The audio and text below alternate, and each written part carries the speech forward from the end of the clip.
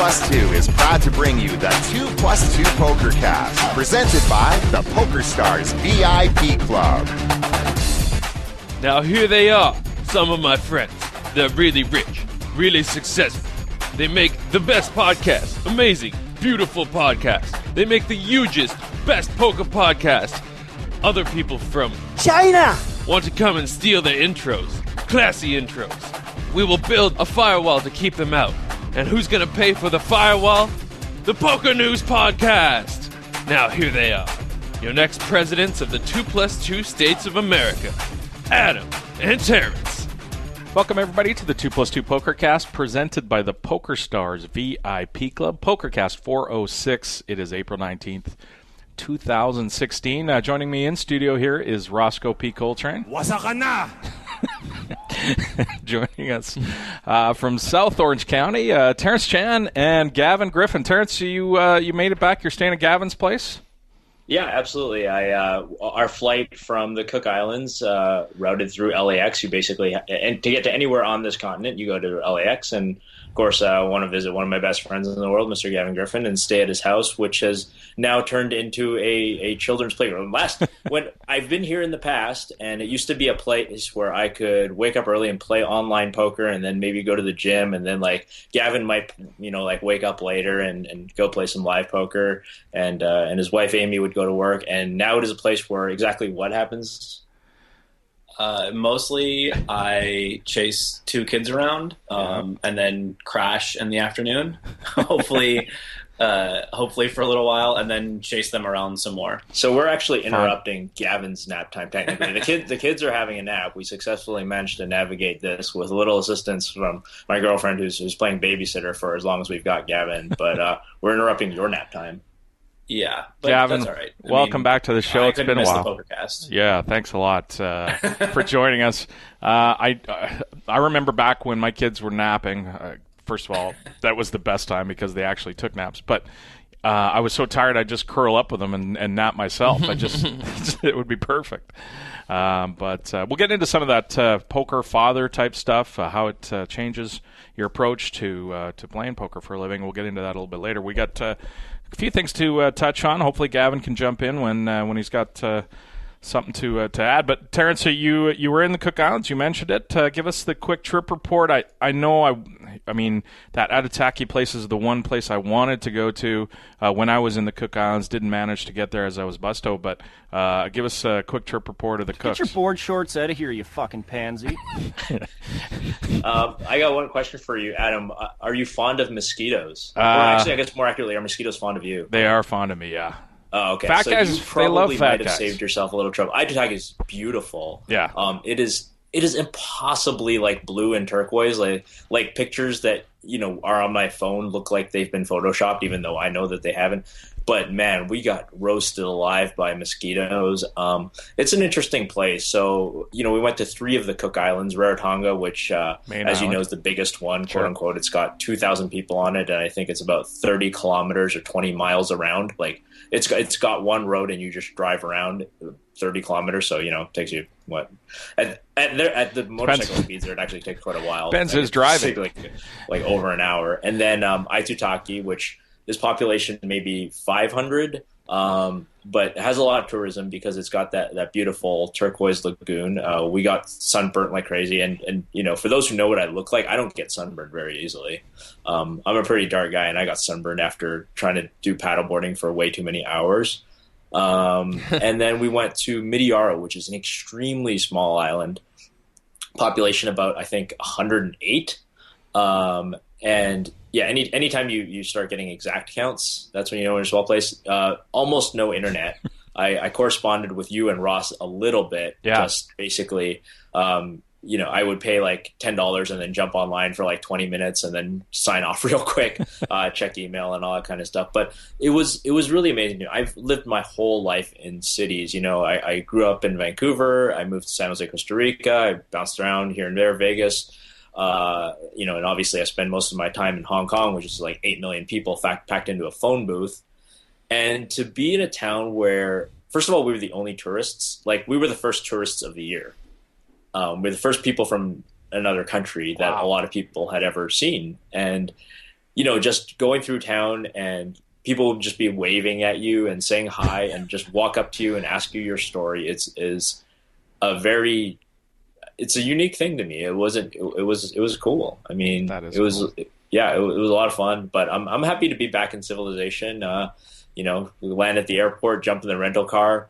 I start merging onto the LA freeway and everybody's destroying me, just going like 30 miles an hour faster than me. After what I thought was fast was like 35 kilometers an hour on like a scooter through the bustling roads of Rarotonga. So I definitely recommend it. It's just a life. If you're a person that lives in a big city, I think you should get out once in a while to a very, very small place and just kind of, get back to like sort of a more, I don't know what the word is, like a rural or, just a more laid back lifestyle, I think. Yeah, no question. Then you jump right into the fire in LA. I love it. Yep. As a man who's had friends come over and stay with us when we had small children, be careful, Terrence. You're going to be asked to babysit for date night. Luckily, I'm leaving tomorrow. Oh, okay. Yeah. So we actually already had our date night for this month. So we had. Would you get one a month? We try to get one a month. Nice. That's our. We have certain goals for the year. One of them is one date night a month. Our most recent date night was a friend's son's charity poker tournament for their baseball, like the big baseball season fundraiser. Oh, good fun.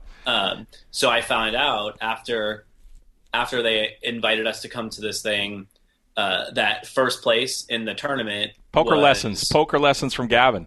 almost as good. It was free tuition or whatever you want to call it for the year's baseball season. Sure. So they invited me and had me play for them as like the ringer, and I think they were a little bit surprised when I didn't win the tournament. Right. You're like there's like 100 people, and you're like, "How do you mean you didn't win? You're the best player." Right? It's Right. 5 big blinds deep. Yeah. Yeah, we started actually. Surprisingly, it did start 50 big blinds deep. Okay. Which I think is kind of a lot for a tournament of that. Yeah. Of that ilk.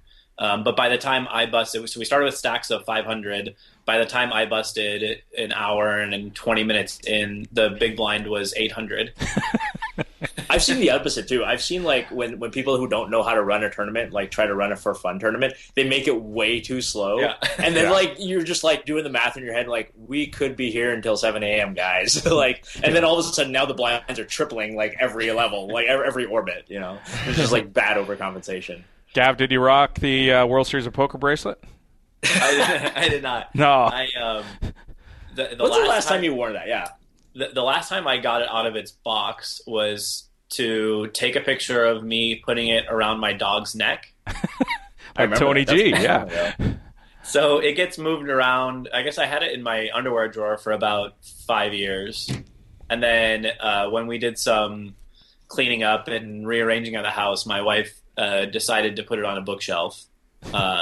Like in a display thing? Or? Yeah, actually, I still have the box that they gave it to me in, along with the 2 cards that I had, my 2 winning cards. And so we just put that box like in our office. Gavin will tell you he hates that bracelet though, relative to like the subsequent bracelets, like the actual physical aesthetic of that bracelet. Yeah, it looks most like a WWE belt. Was it 2008? Somewhere in there? No, it's 2004. 2004. Oh, wow. It's all solid gold with like a braided, just this awful braided band, and then and then they had enamel paint on it. Oh God. That's back when they were like the pawn shop next door to the Horseshoe was doing them kind of thing, right? Well, the year that I won my bracelet was the last year they had it at the Horseshoe. Yeah, so like there was some downtown jeweler who's no good at what he's doing is the guy who they got. Yeah, it's really. I'm googling it. It really does look like a championship belt that just goes around a person's wrist. Nice. Of course, Gavin is. You were the very first member of the Triple Crown, right? You won EPT, WPT, WSOP. What did you get for the EPT and WSOP? Do you have those trophies still? So the WPT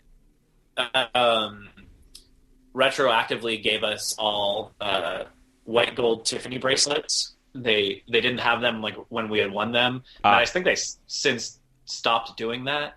I also that's expensive, right? Like, I mean, the current prices of gold and stuff. But yeah, I mean, I was playing at the bike maybe a year and a half after I won the WPT event, and they gave me the bracelet then, unceremoniously, and my wife was at the bar studying for her professional exam, and I brought over this Tiffany box and like put it on the bar and said, "Here, honey, I got you something." Nice. I was in a small amount of trouble after that.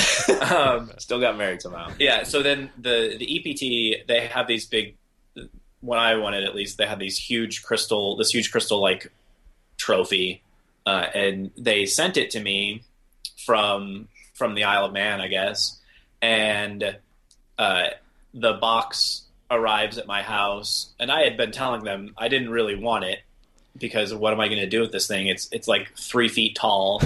Yeah. So the box arrives at my house, and I pick it up, and I just hear jangling. Oh, it's smashed on the way over. And I opened it up, and it's just in a million pieces. And you're like, perfect. So at this point, I'm incensed because I'm like, well, I didn't want it. You sent it to me, and now it's just like in now just you have to a get shambles. rid of it. And so then I made them send me another one. Nice. Do a better job of shipping. So now you have a WPT trophy and a jigsaw puzzle for your kids. Yeah. One of my brother gave me a good idea. He said I should have them I should have someone make it into like a coffee table, the one that broke into pieces. Nice. But I never got around to it. Terrence, you're in town. You wanted to get back, of course, in time for the big fight, the Olivier Busquet, JC Alvarado fight that's happening on Thursday in Las Vegas. JC's your buddy, and I imagine you've been following along, talking to him. The odds have switched a little bit.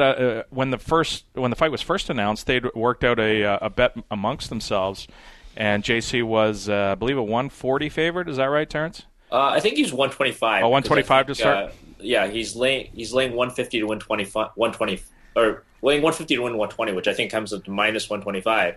And yeah, like you said, it's almost swung exactly in the opposite direction. Yeah, it looked like Matt Glantz on Twitter had mentioned that he'd booked a pretty big bet on JC at plus 125. So yeah, it's swung around. Now, I'm curious as to how it swung. Like, I mean, I'm not involved with these guys. I'm sure a lot of this is inside information. Olivier and his training and JC and his training. Olivier, of course, we talked about it earlier, had posted pictures of himself pretty cut and looking like big mean guy. So I don't know if that's, when we talked about it on the show, does that exactly equal a greater chance for him to win in an MMA fight? But maybe this is a reaction to how he's doing with his MMA training. I mean, maybe. I think most of the people. My understanding is the vast majority of the money that's at least the big bets coming in on the people who want to bet Olivier are Jason Mercier and Dan Coleman. And I guess a lot of this also started. I guess there's also like an effect from the Joe Ingham podcast, which probably Ross knows more about that than I do. Where was it Coleman that appeared on yeah, Joe Ingham? Coleman was on there for the first time, and they were talking about how he has such big bets and how much he believes in Olivier. Right. So I've missed most of this stuff because I've been without internet access. But I mean, it's kind of interesting, right? Like everybody, even if you have inside information, it's necessarily like asymmetrical, right? Unless your inside information is like JC has like a broken femur and like he can barely walk, or right. Something like that. Like there's no inside information that you can only have on one side, unless it turns out maybe like Olivier is the second coming of John Jones. I'm a little bit skeptical that that's the reason. But like, to me, I read a little bit of the 2+2 thread. I didn't have time to like fully catch up, but to me, it's always that people who don't really understand MMA that well tend to overweight certain things. And we get this in poker, right? Like, so whenever you meet somebody and you tell them, oh, you're a professional poker player or you're a serious poker player, they'll ask you how your poker face is. Or they'll ask you, are you really good at counting cards? Or they'll ask you about these really weird skills that don't really have a whole lot to do with playing poker. Yeah. And I think that's very much the case with MMA as well, where people don't really understand like what's important. So there's a lot of like, oh, Liv's super competitive and he's an aggressive dude and he really gets after it. And I'm like, these things are probably very true. However, that doesn't help if you're not as good at fighting as the other person. Now, what is Olivier as good as fighting JC? I have no idea. We're all going to find out on Thursday. I haven't, even I mean, I've grappled against JC and I've boxed a little bit against JC. I still don't know how good this JC is. He's presumably a lot better than the guy I went, in Mexico and hung out with and sparred twice over a year ago now. And so I don't understand, to me, what I don't get is bad reasoning, right? Like, you can't just say the reasoning in the 2+2 thread is just driving me crazy. Whether you have an opinion on whether someone wins, like which guy is going to win, that's fine, because I can't say whether your opinion is right or wrong about who wins, but I can definitely say that your way of sort of thinking through who's the favorite can be a little questionable. He's super and I focused. think anybody who sort of says, well, Olivier's like super competitive, and I guess like him being physically jacked and big thing, that is a data point that is somewhat relevant to fighting, but I don't know. This amateur fights generally come down to just who's better trained. Joey did counter when Dan was talking about how confident he was in this bet. He was like, well, I mean, Ike Haxton's on the other side of this bet, and I don't really put my money on the other side of what Ike Haxton's betting on. Yep. Yeah, no question. So, and I know Timex is also trying to get some plus money on this as well. He's on JC's side, and Terrence told me last week, or I guess it was a couple of weeks ago now, there was something that came up on the Dan Bilzerian bet, and I sort of gave Mike Timex some information regarding deaths in cycling. Right. And Terrence made the point to say that I spoiled maybe the one or two times that someone's going to have a chance to get it in good against Timex. So again, if Timex and Ike are on JC's side, that seems to speak volumes. Probably a good side to be on. Right. So I won't be betting, and let's segue into slightly why. People have been asking me who I like and who I'm betting on, and under normal circumstances, I would probably be betting a significant amount on it, and I would have a public opinion on this. But I'm going to withhold, and here's the reason why. And this is sort of the first time that we're making it public. Ross and I decided to make a project for fun, and Ross isn't just some guy who produces this radio show. Ross, you went to school for this stuff, and this is your passion. You love this format, and yeah. I love MMA and I love gambling. So what we decided to do is we're collaborating, and we're actually putting together sort of I don't know if podcast is the right word, but maybe audio documentary about this whole fight. We have interviewed JC and Liv. We started a couple weeks ago. We've interviewed them for hours. We're going to talk to their coaches. We're going to talk to hopefully as many people as possible who have bet on both sides. We're going to capture some audio of the fight, and we'd really like to put together a sort of a comprehensive, audio documentary, because to us this is a fascinating story. I mean, maybe people who listen to the show are sick of hearing about it because you're probably hearing about it for the 5th or 6th time on this show. But I think there's a lot of people kind of in the mainstream out there, and certainly people in the poker world, it's captured their attention. And even some people in the MMA world, I've seen some of the MMA websites I've seen cover this stuff. So we're going to be putting that together. We're spending an awful lot of time to it. We'd like to make a really nice production on it. So, we're at some point, probably in the next, hopefully even by the time this podcast gets uploaded and you're listening to it, we'll have some information on it. And, we're going to be taking contributions to sort of help defray the costs of putting together this project. But if you just want to support that, Ross and I are going to be kind of working together throughout the next, definitely throughout the next 24 hours, but over the next few days, kind of getting together as good a quality kind of narrative story about this fight as possible. Ross, do you have anything to add there? Yeah, I'm very excited. I think that once we'll spend the next 4 days collecting a ton of audio, and then I'll have to create episodes as we go. So we'll try and do like a weekly episode. It's going to be a ton of hours of editing, and we're both going to be at the fight, which is very exciting. And right. And so yeah, I'm very excited for people to be able to hear this. And it's going to be live streamed? Do we know it is, right? The fight, I think, I'm pretty sure they're doing it. I'm not sure if they're doing it on Periscope, but I think there's details on Liv's Twitter and maybe JC's Twitter as well. So yeah, I guess you could check Olivier Busquet's Twitter to see if you can watch the fight live.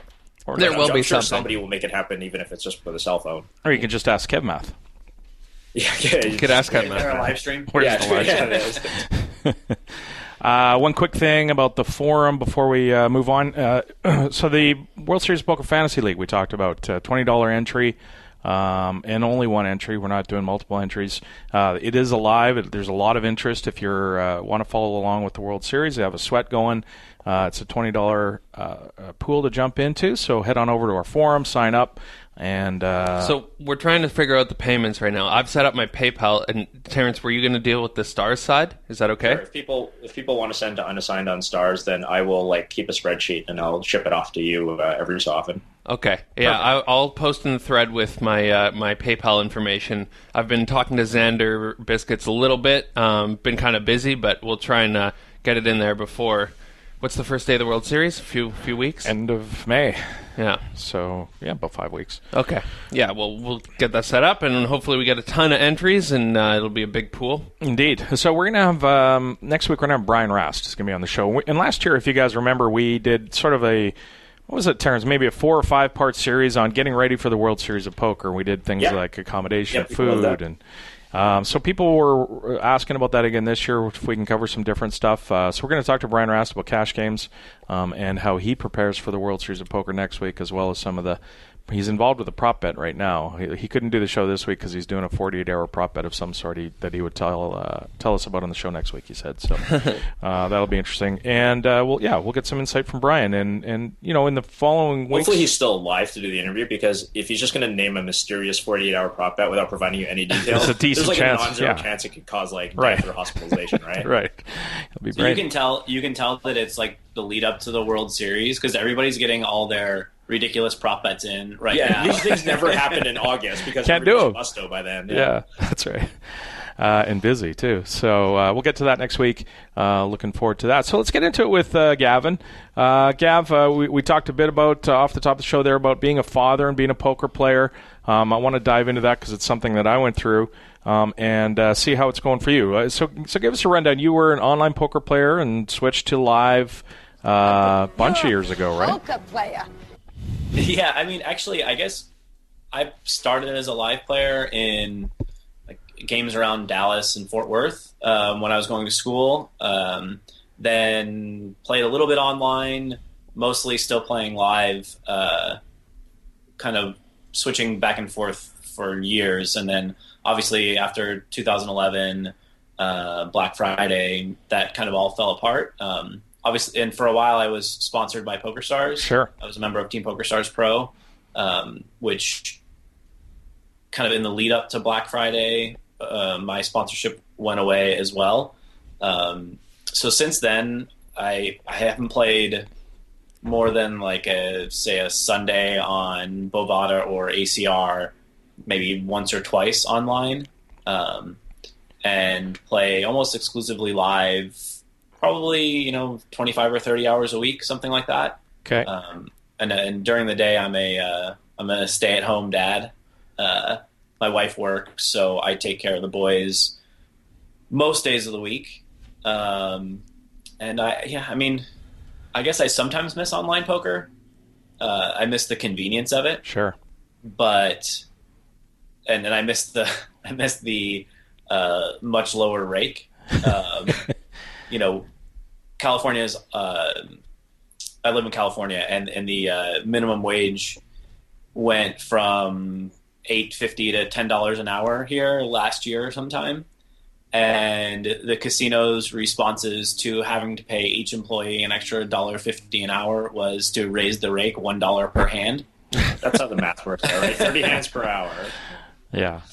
So it's been eye-opening for sure to really see the difference that even just that one rake hike has really made in the games at the casino that I go to. It used to be that the 5-5 no limit game would go pretty much around the clock, and there would be often one really good game and one pretty good game, and now if you find one really good game a week or two a week, you're really you've really found something. Well, so you're saying $1 a hand more. You're playing, 25 hands an hour, let's say, conservatively. So somebody's taking 5 big blinds more out of the game per hour. It's like having another huge winner on top of the rake that was already there. Add another huge winner into the game.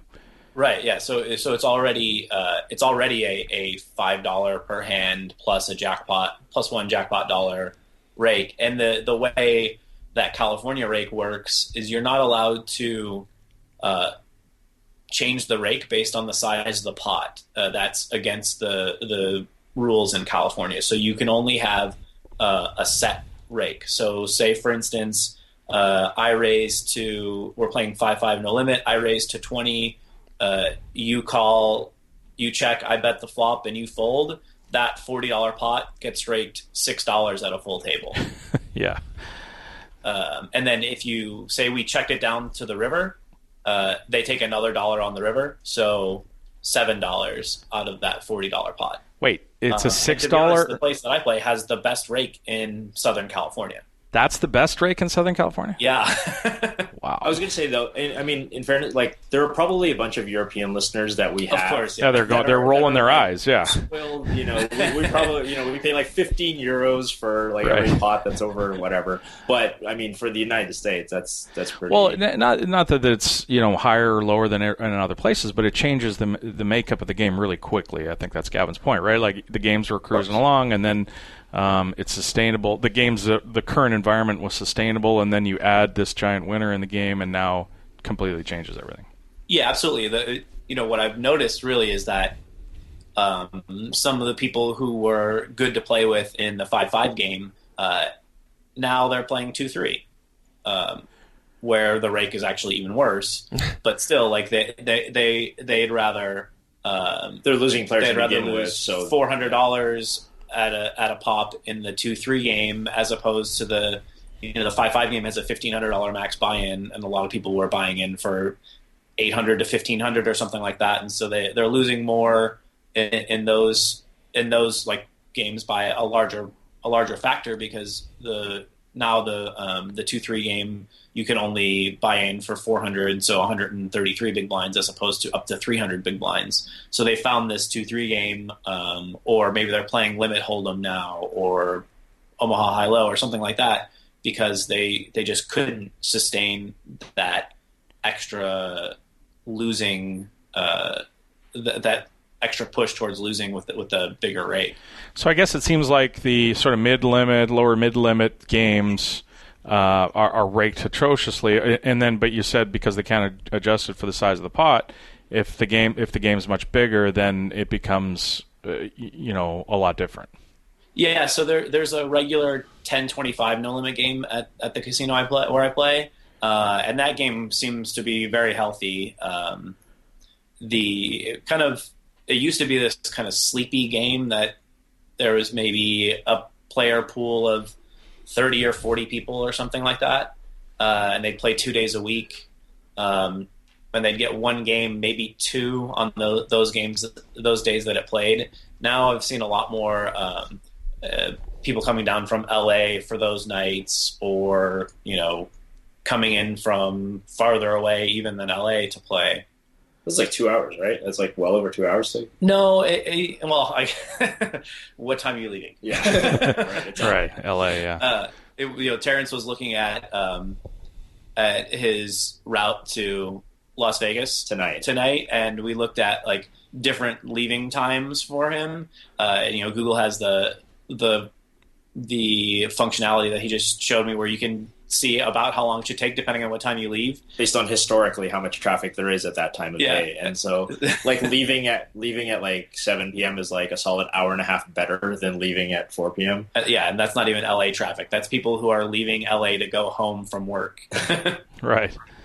But yeah, anyway, so the bigger games definitely have a better rake structure, and actually when you go into LA and you play in the super high stakes games, they're all time rake anyway. So Right. So you pay a certain fee every half hour depending on what game you play in. What casino are you playing at? I usually play at Ocean's 11. It's in Oceanside. Sure. Right along the I-5 freeway. Do you make it up to the Commerce, the bike very often? I guess you're probably, when there's tournament time, you're going to go up there and sort of jump in on the cash games when they're a little bit juicier.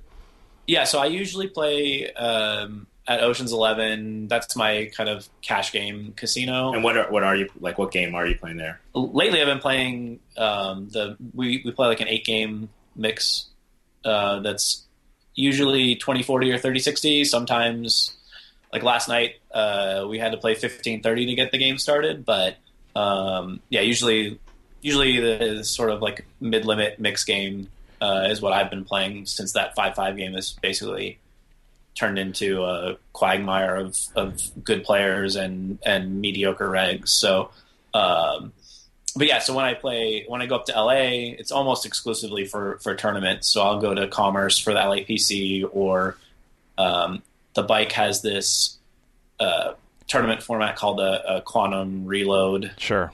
That's play. Kessler's favorite. Kessler's favorite. Yeah, that's the. Well, I mean, I like the tournament. For me, I think it's terrible for the people who qualify on the day ones, because they just get all their equity sucked out of the tournament by people who are like you. By people like you. Yeah. But yeah, so I almost never go up to LA to play cash, just because, for a bunch of reasons. One, the rake is higher there, so they'll take $1 or $2 depending on the game, whether you see a flop or not. Right. Yeah. No. Yeah. So that kind of makes the rate considerably higher, and then also the people at Ocean's 11 tend to be a little friendlier. The people anywhere are friendlier than the Commerce. I'm trying to be diplomatic. Yeah. It's hard to find a more miserable place than the Commerce. It's pretty tolerate it too, right? That's like, it's true. not just Absolutely. the culture. It's not like poker players are jerks at only this one casino, but it's just we're just talking about raising kids, right? Like, of course, if you let your kids throw temper tantrums constantly and just throw things and like hit people, then they're going to grow up to be shitty kids. Yeah, and so that's basically what we have at the Commerce, right? What you're saying is the Commerce is the Trump equivalent of poker. It's the Trump rally. Yeah, that's actually a fair point, which is weird because Orange County, where I live, and San Diego tend to be like the conservative parts of California. Okay. The only like the one conservative part of California. Yeah, and we're a little more, maybe the people around here are toting guns and trying to build a wall, but they're not. They're a little more well behaved in the poker room, at least. Right. China. Yeah, there you go. The cash game. So you're talking about the mix game. I'm curious. I've been playing a bunch of mix games lately too, and what I've found is nobody's good at any one game. They're all sort of they're really bad at some and okay at others, so they feel like they have an edge or something. I'm wondering what the makeup is like in that Ocean's 11 mix games. If you have like local regs that are really good at all the games, or do you just kind of float through? Is it an 8 game? I'm guessing. So we started the game in August. Basically what happened was there was a regular 40-80 limit hold'em game that would go on Fridays, and one day the people who were going to play the game just ended up not showing up. What they like to say at Ocean's 11 is they play poker by appointment. So everybody will text each other and they'll say, okay, let's go play Friday at 11 a.m. Well, they couldn't get the game together that day. So a couple of the guys were playing 30-60 horse. And then that kind of snowballed and we started playing 20-40 or 30-60 depending on the day. And we could only play horse at the beginning because they didn't have a license for any of the draw games. So from August until, I guess, early March or mid-March maybe, that was our rotation, was just horse. And then in March we got we could play Deuce of 7 triple draw and Badoogie. So with with those added, we also started playing Razdoogie, which is a split with the best Raz hand and the best Badoogie hand. Okay. So we were playing some combination of those 8 games. But sorry, so when you say that, like, you're now in California allowed to play draw games, are you allowed to play any draw games, or like any? You can make up any variant? Oh, right. So it's not just in California. So each individual casino has to get their license for every game that they want to play. So they specifically applied for Deuce to 7 triple draw license and a Badoogie license, and once they got those, you can combine those together. So say, for instance, if we wanted to play Badoosie, which if anybody listening doesn't know what that is, that's a split between the best Badoogie hand and the best Deuce to 7 hand, and that's a triple draw game. We could play that. But since they didn't get the license for Ace to 5 triple draw, you can play we could not play Badoosie. Right. So that's why you can play Razdoogie, because that's just right. Raz. We have a Raz and we have Badoogie. Okay. So now that we have those licenses, we can play that combination of games. So that's what I've been playing mostly. The players are, they're a mix of people who've been playing 20-40 Hold'em or 8-16 Omaha or 40-80 Hold'em and wanted to play some. One guy who plays in the game pretty regularly, played stud for 20 years, and then stud kind of died off everywhere and started playing Hold'em. So he's pretty experienced in the stud games.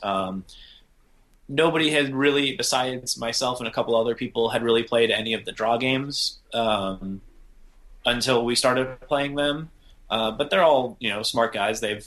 And smart women, and they've picked up on the games pretty well and have a good grasp of what they're doing at this point. Yeah, so what game would you find the worst being played, would you say?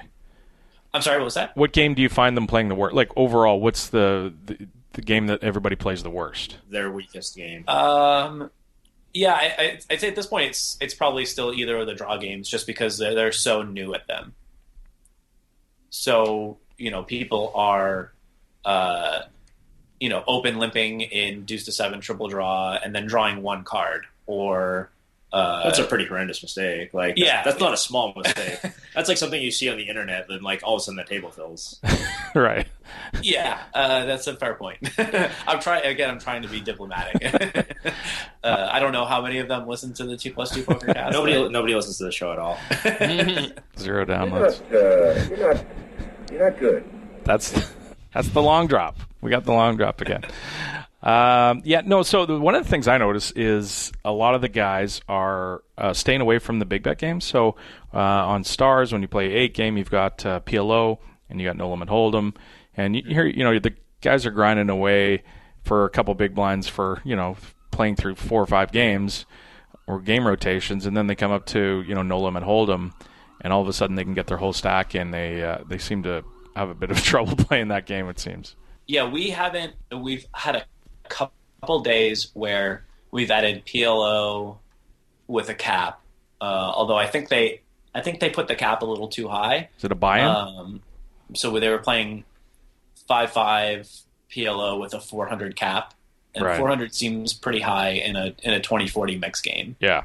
It's pretty hard to lose 10 But bets. if you're playing online, there's no cap whatsoever, right? So you could have 7 buy-ins on the table, and you could be like the greatest stud, the greatest horse player and draw player or whatever, and then you just get it in real bad and No Limit Hold'em or something, and then that's your day. Yeah, so obviously I definitely think that if you're playing a mixed game with big bet and fixed limit games, that it makes sense to have a cap in the big bet games. But I think our cap's a little bit too high when we play it. But it's only, like I said, it's only been a couple of times because people are very resistant to having the big bet games in there. I guess their feeling is that if you want to play No Limit or PLO, there's a game the next table over, but nobody else is playing, the mix of games. But are they looking at it like too short-sightedly? Because then you'll get the No Limit and PLO guys who can't play any of the other games at all. Like like Victor Blom entered the 50K famously, right? Having never played a hand of limit poker, But figuring, okay, well, I'm really good at No Limit and I'm really good at PLO, so I'm just going to enter this 50K tournament. Like, do you ever try to push for this, or do you think? Yeah, I mean, obviously, I think it's in my personal self-interest to play as many different games as we can, because I feel like I'm pretty solid in all the games. But definitely, I've talked to several of the No Limit players or the PLO players and tried to recruit them to our game, and they said that they would try it if we had No Limit or PLO in there, if they're waiting for a seed in the 5-5 game, or, waiting for the 10-25 game or whatever. And I think that's definitely a valid point. The problem is getting it into the mix, definitely people I think are being short-sighted. It is, if we can get that cap figured out to a good enough amount where people aren't getting hurt too badly in the big bet games when someone like that does come in, and also just like in general, I think we could probably get it going. And I think the nice thing is it adds another dimension to the game that can be pretty exciting, and we could always just add, since we don't have a jackpot in our game, we could always just let people run it twice as well. Right. Right. Yeah.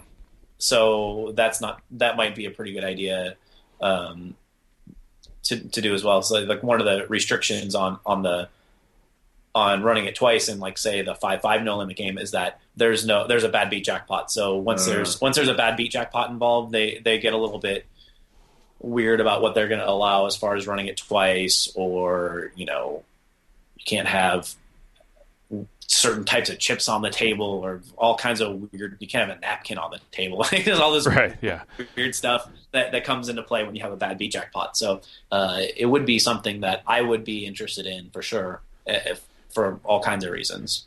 What would you say is your best game relative to the field and your worst game?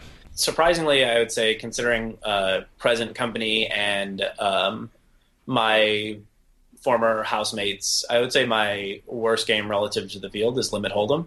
Wow. Mostly because almost everybody who plays in the game came from playing Limit Hold'em. Right. So they're very experienced. Maybe they make some mistakes here and there, where if we're playing in a Limit Hold'em game, just like a straight Limit Hold'em game, that it would be, I would be one of the winning players in the game. But when we expand to having other games in the mix, now my edge in that game is probably lower than in any of the other ones. And I would say that probably the one I feel strongest in is Deuce to 7 triple draw. Just because everybody has a bad. So it's really just like you kind of think you're close to like even at all the games, but it's just like the relative. Like, people aren't too bad at Limit Hold'em, but they are much more bad at draw. So yeah, I mean, to be perfectly honest, we haven't played Limit Hold'em in the last couple of weeks.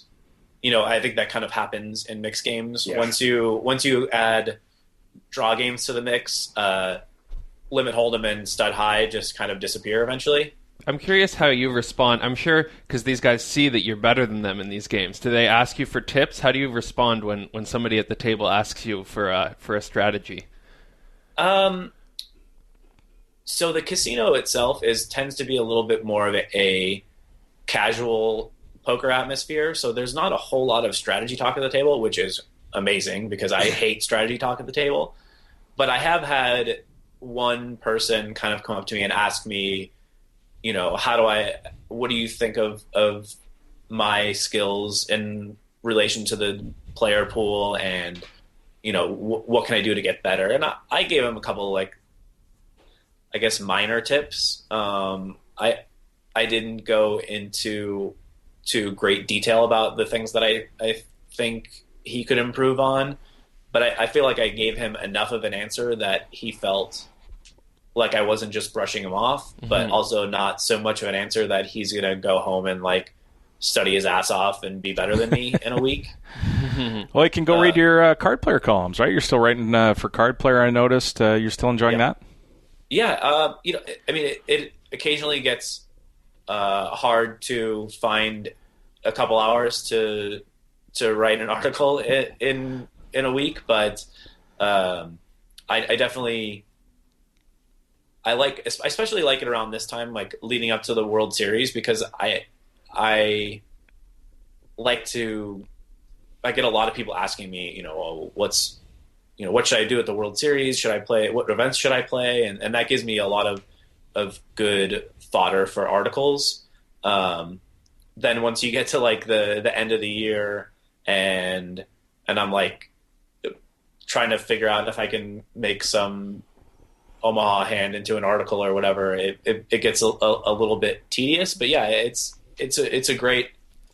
It's useful for getting some of my own thoughts organized in my head about what I'm playing right now and what sort of things I'm doing well or poorly. And it's also I feel like I get a fair amount of positive feedback from people who read my articles as well. So that's always nice. Well, let's talk about the World Series. I imagine you're going again this year and going to take some shots at some of the games. What's your overall plan for this summer? So, being as how I have a 3.5-year-old and an almost 2-year-old, it's difficult. And plus, my wife works as a civil engineer. She's building some railroad bridges in Ontario, California. So she works, several days a week on site at the construction site. So it's hard for us to work out big chunks of time where I'm gone. So I'm only going to be going for a week or so at the beginning of the series, and then for the main event. And they might come with me for the main event because she might have a small lull in work at that time. So I'll maybe play like 5 or 6 events plus the main event or something like that, which, I mean, I just don't play that many tournaments like I used to anyway. So it works out pretty well for me. Your main event last year was a rough one. So I saw Gavin and his wife. They kind of came over for dinner on their last stop out of town. But the main event was pretty tough for you, just because you had kids that were obviously 1 year younger at the time, and they were being pretty demanding, and your energy level was probably kind of drained at that point. Like, do you feel you played well in the main event? Like, do you feel like you mostly played well when you had your kids there, or was that tough to manage, or do you think you'll be better at it this time around? Or yeah, so obviously an extra year of experience makes a big difference. We had some family problems at the time that kind of bled into making things a little more difficult for us then, and we ended up like in a weird housing situation for the first day of the main event, and I almost didn't play just because of all that stuff. And yeah, so last year I'm not certain whether I would say that I played poorly. I mean, I had the sort of day one main event where I got pocket queens or better like 6 times in the first 4 hours, and that means either you're gonna 70K, you're gonna have a lot of chips or very few chips because of that. And even like on the last hand, the hand that I busted, I had 20 big blinds or something like that, and under the gun opened, and I looked down, and under the gun opened, and then like 2 people called, and I looked down at ace king, and I thought to myself, because the under the gun had been this like super tight guy, is literally the first hand he'd raised in 6 hours, and my first instinct was like, I really want to fold this hand. I didn't, which I mean, I think obviously seems like probably the right play. It seems like kind of an over adjustment to be folding ace king in that spot. Of course, he had aces, but yeah, I mean, I wouldn't feel like I played poorly. Just that maybe I could have, if I was in a slightly better mindset, my if I had gotten plenty of sleep, if I was fully rested, maybe a couple of the hands where I had queens or better a bunch of times earlier on. Maybe I lose one less bet on each of those hands or something like that, or something to that effect. Not like egregiously bad, can't believe I played this poorly, but maybe my original instinct to just not play was a better one. It's so hard to pass up the main, though.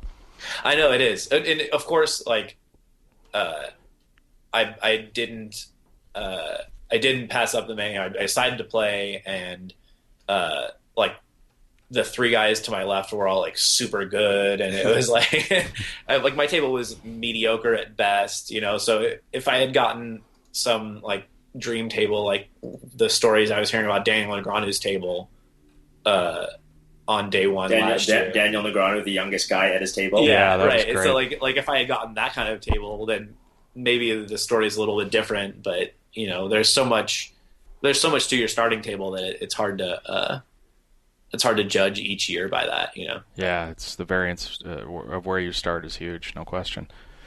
Well, thanks so much, Gavin. We're you're gonna stick around with us for another hour or so. We'll get into some, in case you missed it after the break. You've got some PLO Quick Pro stuff to talk about, right, Roscoe? Mm-hmm.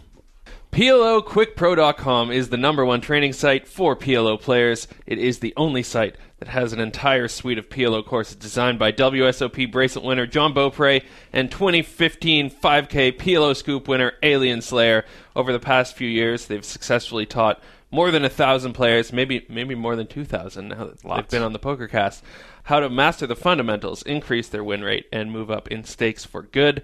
So whether you are a micro-stakes grinder, you're trying to become a winner for the first time, you're already a winning player and you're trying to make more money and move up to the mid-stakes, or especially if you're a no-limit player and you're looking to make the transition to this great 4-card game, they've got videos, PDFs, tutorials, and lots of other information on how to plug the leaks and look at the game in a new way.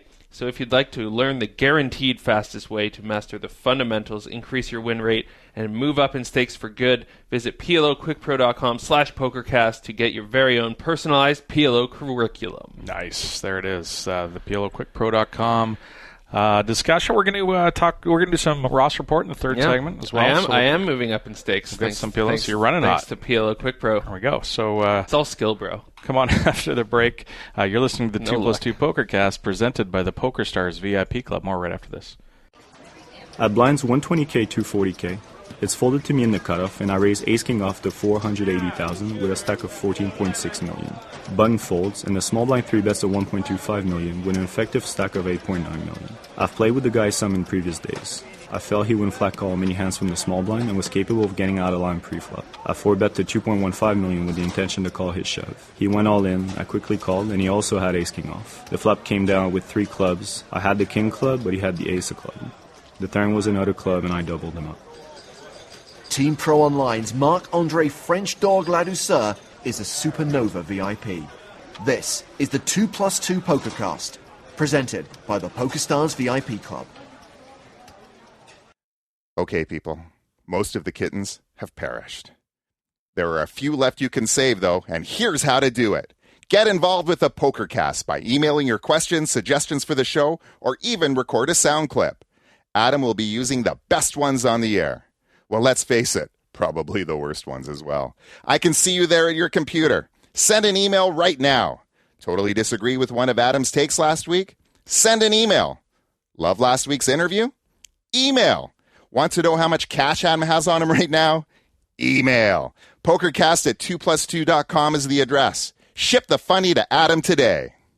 Hi guys, it's Mike from ProfessionalPoker.com and the 2+2 store with some great news for our PokerStars players. You can now use your frequent player points to purchase gift cards available from ProfessionalPoker.com. These same cards will also work at the 2+2 store.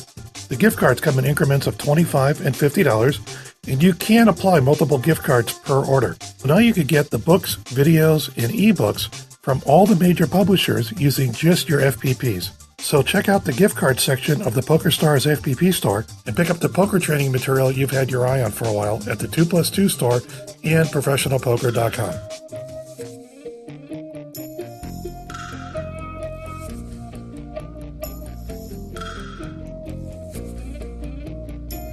I'm not worried, it's a million miles away. away. Yeah, I saw the news. Happens every day. Some Cronkite look-alike numb from what he's reading. Wake me up, wake me up. It's one of us that's screaming. Save this house. Save this house. Save this house. Save this house.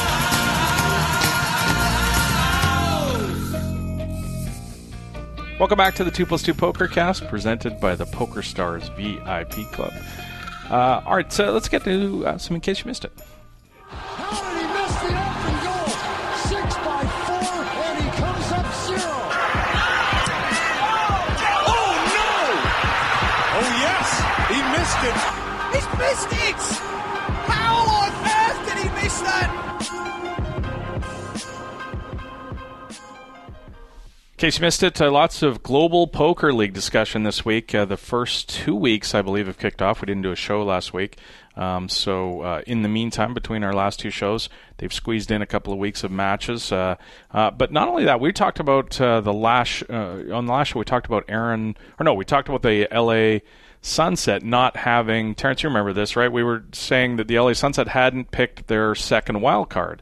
And the matches were speculation as to why, and Kev Math even giving him the needle a little bit on Twitter, saying like, "Are you even going to do this, or are we just going to like pretend it didn't happen? What's the deal?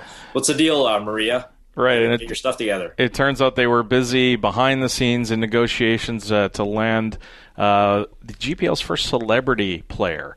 Which, we talked about it. We hoped that it would happen. It didn't happen. Sort of the first, all the other teams doing their wild cards. And then it was announced after the first week that Aaron Paul of Breaking Bad fame has been selected as a wild card by the LA Sunset to fill that last spot. For those, hopefully, I think a lot of people have seen Breaking Bad and know who he is.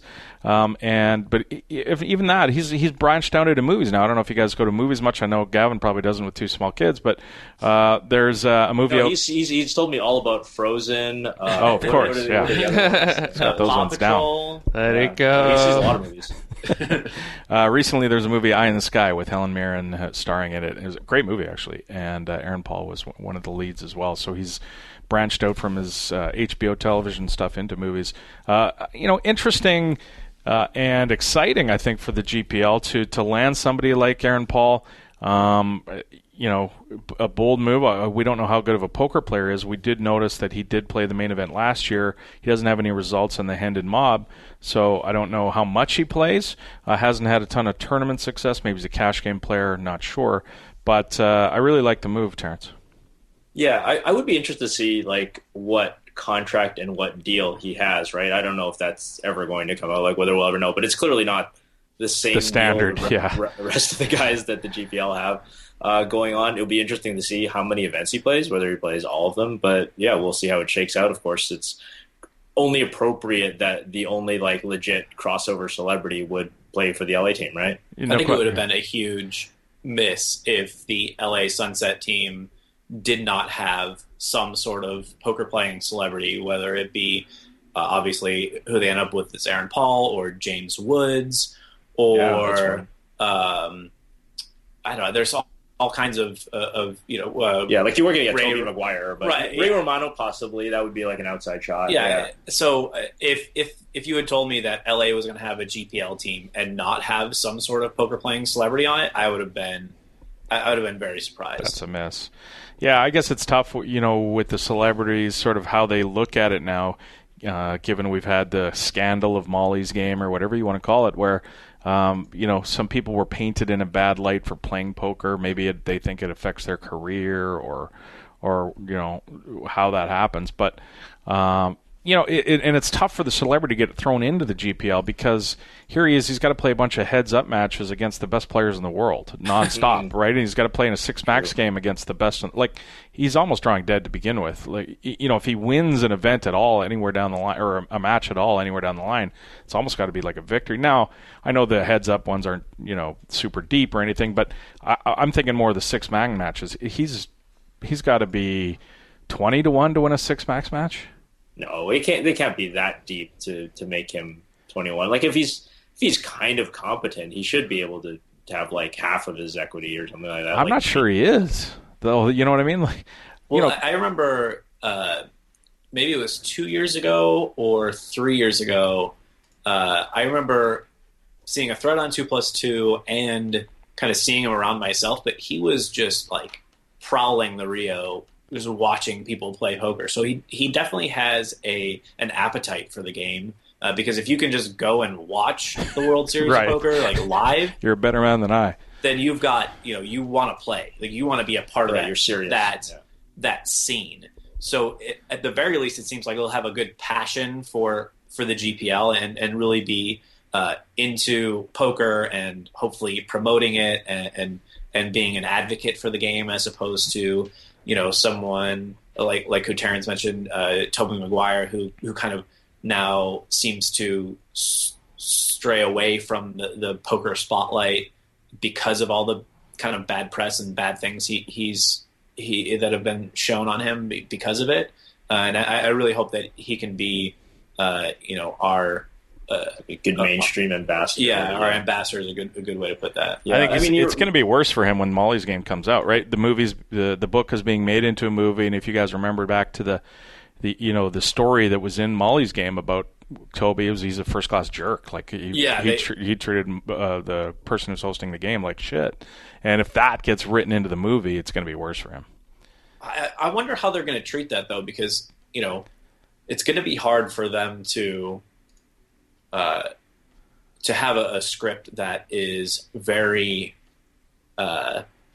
very negative towards actual actors in Hollywood. Like, I don't know. Like who are you going to get to play in this movie? And then get ask actors to play them. Yeah. So when I don't know if any of you guys saw Straight Outta Compton. Sure. Yeah. But we did half an episode about Straight Outta Compton. Yeah, we did. Yeah, we did. Oh yeah. So Dre and Cube were the producers on that movie. Surprisingly, they were portrayed the best. They were portrayed pretty well. Yeah. That it's going to be hard to have a Molly's Game movie that's like very negative towards Hollywood people, I would think. Yeah, maybe they'll just throw Molly under the bus. Maybe. One more thought on the Aaron Ball thing. So Gavin mentions him sort of prowling the hallways of the Rio and sort of like taking in the whole experience and all that comes with that, and like passing through the hallways where you can buy like every poker book in existence if you want to, like walking through that hallway. You can sign up for card runners while you're doing it most years, or whoever run it twice or whatever. And then you've also got to remember his teammates too are going to be like right there, and then they're not going to let him like fold his way down to like 6 BB, and like he's not going to be folding like ace X offsuit when he's got like 3 big blinds or that kind of thing. Like it won't Phil Hemming's not on his team, right? Right. I don't. Otherwise, you'd have folded. He would have limp. I can't say nobody. This is how you limp fold with 2 3s for 4 big blinds. Yeah. Exactly. So I mean, I really think. I mean, if you said 20 to 1, I would. If you want to give me 15 to 1, I'll take your action on that, Adam. Well, Jason Moe, I don't know if you guys have noticed. I don't follow him anymore, but Jason Moe on Twitter, there's probably a lot of people for there. That's true. Has put odds out on each match. He's on the heads-up matches, on the 6-max match. He's taking action. I guess if you're buddies with him or whatever, you can get some action down. But they looked pretty heavy juice when I had a look. Yeah, well, I mean, of course. That's the thing. Like, if you go out and set like informal markets, then other people just bet against each other using your lines. So that's like the thing. It kind of sucks to be the guy putting yourself out there and like kind of getting free rolled like that. So at least I actually kind of do have respect for the fact that he's just putting lines out there publicly and just saying, "I'm taking juice." Yeah, agreed. We mentioned the first couple of weeks are in the books. The standings in the GPL Americas side of the bracket, the 6 teams there. Good Canadian kids. The Montreal Nationals are in first place with 29 points after the first couple of weeks. They are an all-Canadian team, too, aren't they? They didn't draft outside of their... They are, yeah. Yeah. The hated New York Rounders, of course, have 25 points in second place. The aforementioned LA Sunset in third. Moneymakers fourth. Farajaka's San Francisco Rush in fifth place. And the Sao Paulo Mets, the Metropolitans, are in sixth place with 13 points. Easily the team with the most support currently. Well, yeah, because they have the entire billion people in Brazil or whatever there are there now. And wasn't Neymar tweeted pumping him up support on Twitter? Yep. Hey, it's I guess he's friends with some of the guys. He's a poker fan, and he tweeted out, so that's good. More Can you imagine if coverage. he ends up being like a season 2 Sao Paulo wildcard? That would be something. That would be pretty cool. The Eurasia standings: Paris is in first with 30 points. Hong Kong in second. Moscow in third. Okay. What's that? Go home team. Go Hong Kong Stars. London Royals in fourth. Berlin fifth. Rome in sixth place with 17 points. But more on the GPL, and I don't know if you guys noticed this, but Alex Dreyfus and the GPL announced that they had signed a deal with the Chinese sports content provider Sina Sports this week. They are now the official digital media partner in China of the GPL. They stream this is Sina Sports. They stream or are going to stream the GPL to over 40 million daily viewers that Sina has. They're going to add likely another team to the GPL from mainland China. I think Beijing is going to be the obvious choice there. An article that Lee Davey wrote on CalvinAir.com had some discussion about it. Alex said in the interview that the GPL has secured a deal with USA Today and now China's largest digital media company. We aren't an online gaming company. We're running away from a 15-year-old model as fast as we can. Gambling company, Adam. I hate to correct you when you're doing these. Did I say gaming? Yeah, Dreyfus always makes the point of pointing out that other poker that people do is gambling. Right. So they're not gambling. So sorry to correct you. We aren't a gambling company. We're running away from a 15-year-old model as fast as we can. Our goal is to think differently and focus on the poker fans and not the gamblers. We're interested in the audience that wants to consume content and follow the action and, yes, play for no money. Really interesting partnership. You know, there was a lot of talk when the GPL came along. Oh, this thing's going to fail. It's got no shot. What's he doing spending all this money? And then some people are, well, this is kind of a free roll for the poker community. Alex is ready to spend a lot of money. Is it exactly poker that he's promoting? No, it's a different form. It's esports like that kind of thing. But I mean, you know, when you start talking about signing deals with, you know, huge Chinese media conglomerates that are going to now show the game to millions and millions of people, this has got to be I mean, I don't know if you can overstate how cool this is. Yeah, and it was hard to really understand it wasn't hard to understand why people kind of had a distaste for Alex and the way that he's presenting it. I mean, I just made fun of him, 30 seconds ago, but if you're rooting for this to fail, you have to kind of look at yourself in the mirror and say, like, why would you ever do this to fail? Yeah. Because, like we've pointed out multiple times, it is a free roll and it can only raise all boats. And at this point, it's certainly not looking like an Epic Poker with lots of promises and not what? Yeah, Epic Poker. I was one of the Epic Poker League members, so that name makes me gag a little bit. Yeah.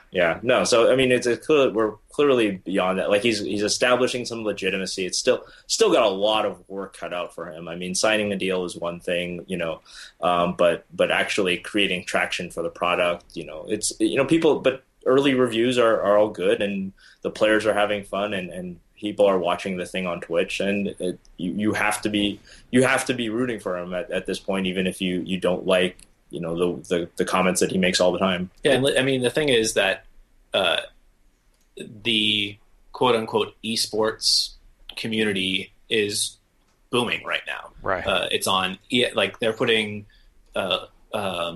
Heroes of the Dorm on ESPN2. It's not on ESPN3, like just on the internet. They're putting it on. Not on El Ocho? But yeah, right. Yeah. I don't know about that one, Cotton. So yeah, the esport just in general, and now like any of these virtual reality esports that might be coming up, it's going to be turning into a huge pie, and the GPL wants to kind of distance itself from gambling, call itself an esport, and get a piece of that pie. I'm not sure that makes for a full, revolution in the poker industry, or we're going to see another poker boom from it, but it certainly can't hurt if it becomes successful. I mean, this is a culture that loves to gamble, right? I mean, from. It's not gambling. It's no. not gambling. No. I know what they're doing isn't gambling, but what I'm saying is this culture loves to gamble. They get exposed to the GPL and they see and they play somehow. Maybe they get interactive with it. They're playing GPL's version of poker, and then they figure out, or somebody tells them, or they know that this game can also be played for money. And that, I don't think it's a big transition. I think back to when Party Poker and PokerStars and Paradise all started play money sites. And everybody thought, oh, as soon as they sign up for a play money site or a play money hand, they're going to switch over and play real money. Well, I'm not sure, that didn't translate. That didn't happen nearer to the level that the sites thought it would. And that's because people who already knew about poker, in my opinion, people who already knew about poker consciously chose to sign up for the play money site. They didn't consciously choose to sign up for the cash. So, transitioning them from play money to cash, they did that themselves already. They already made that choice. But if you're exposing an entire, however many people are in China, I'm not saying obviously you're going to be able to reach all of them, but you're exposing a culture that loves to gamble to a game that they're just discovering, and then they, maybe can discover that they can also play this game for real money. I think the Bleedover effect is smaller, obviously, because you can't legally play poker for money anywhere other than Macau, and you're certainly not going to be able to play it on the internet. I guess there's an outside chance the Chinese government might create some sort of ring-fenced Chinese online poker. I wouldn't count on it, given they're in theory a communist country and they control the internet pretty hardcore. Yeah, it's not going to happen tomorrow. No, I'm not making that assumption at all. But it's somewhere down the line, and there's been card room. There are card rooms in China. PokerStars has done it, I believe. They have a different format where they have sit and goes, and you win a microwave or whatever you do. There's all kinds of weird things that go on, but there's certainly card clubs active in China. So, it's planting the seed, I guess. And I just thought it was a neat deal for the GPL to be involved with. No doubt. And I don't, it's going to be certainly much better for Alex in the short term than it is for poker. I mean, the GPL is going to, have a lot of exposure and do quite well in China, especially if they get that other team in Beijing that they can rally around, and it becomes sort of a spectator sport as well. Can you read that? I want you to read the quote that you have here, or maybe I'll just go for it. Sure. Also from the same interview. The GPL and Sina Sports are eager to give China what they want, and that's a new sport for them to follow passionately. The GPL is a sport. The GPL is new. The likes of Xuan Liu, Maria Ho, Selena Lin, and Martin Jakobsen are their stars. The Chinese audience will become their fans. Can we play a game of which one doesn't belong? Is not like the other things, right? Between Xuan Liu, Maria Ho, Selena Lin, and Martin Jakobsen. Yeah, that's interesting. Why is Martin in that mix? Does he vaguely resemble an Asian girl? He's pretty enough. Yeah, he's. It seems like that's the World Series of Poker winner. Alex went down the list and go, okay, which person might be most relevant? It seems like. Wait a minute, they didn't want to put Joe McKeon as the. Did Joe McKeon win? Oh yeah, right. All right. In case you missed it, Joe McKeon is on the slavery auction block right now. Yeah. Joke about that. I was going to say.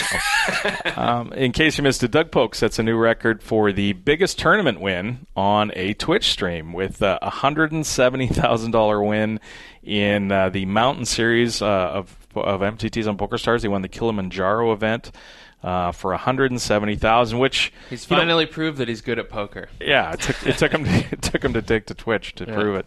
But I mean, you had to know this happened. Doug has a channel now called Upswing Poker. They're doing some video training as well. They have a video training site called Upswing Poker. Doug and some others of his friends, and this Twitch channel is manned by a lot of the people that are coaching on Upswing, and Doug was on there. He's been on a lot. He's playing cash games. He says he really likes it. Yeah, he's having fun. He has a good personality for it. He's perfect. He trolls the shit out of people. It's really funny. Yeah, who are trolling him for sure. So, but one of the interesting things he does on his stream, and I'm not sure if he does it anymore, is what he'll do is he'll send out a tweet promoting the stream as he starts his. Yeah, I think he's stopped that. Well, this is what he was doing when he starts a session, and he says to anybody, okay, if you retweet this, or anybody who retweets it, I'm going to pick a random person from the retweets, and they're going to win 5% of whatever if I win the session.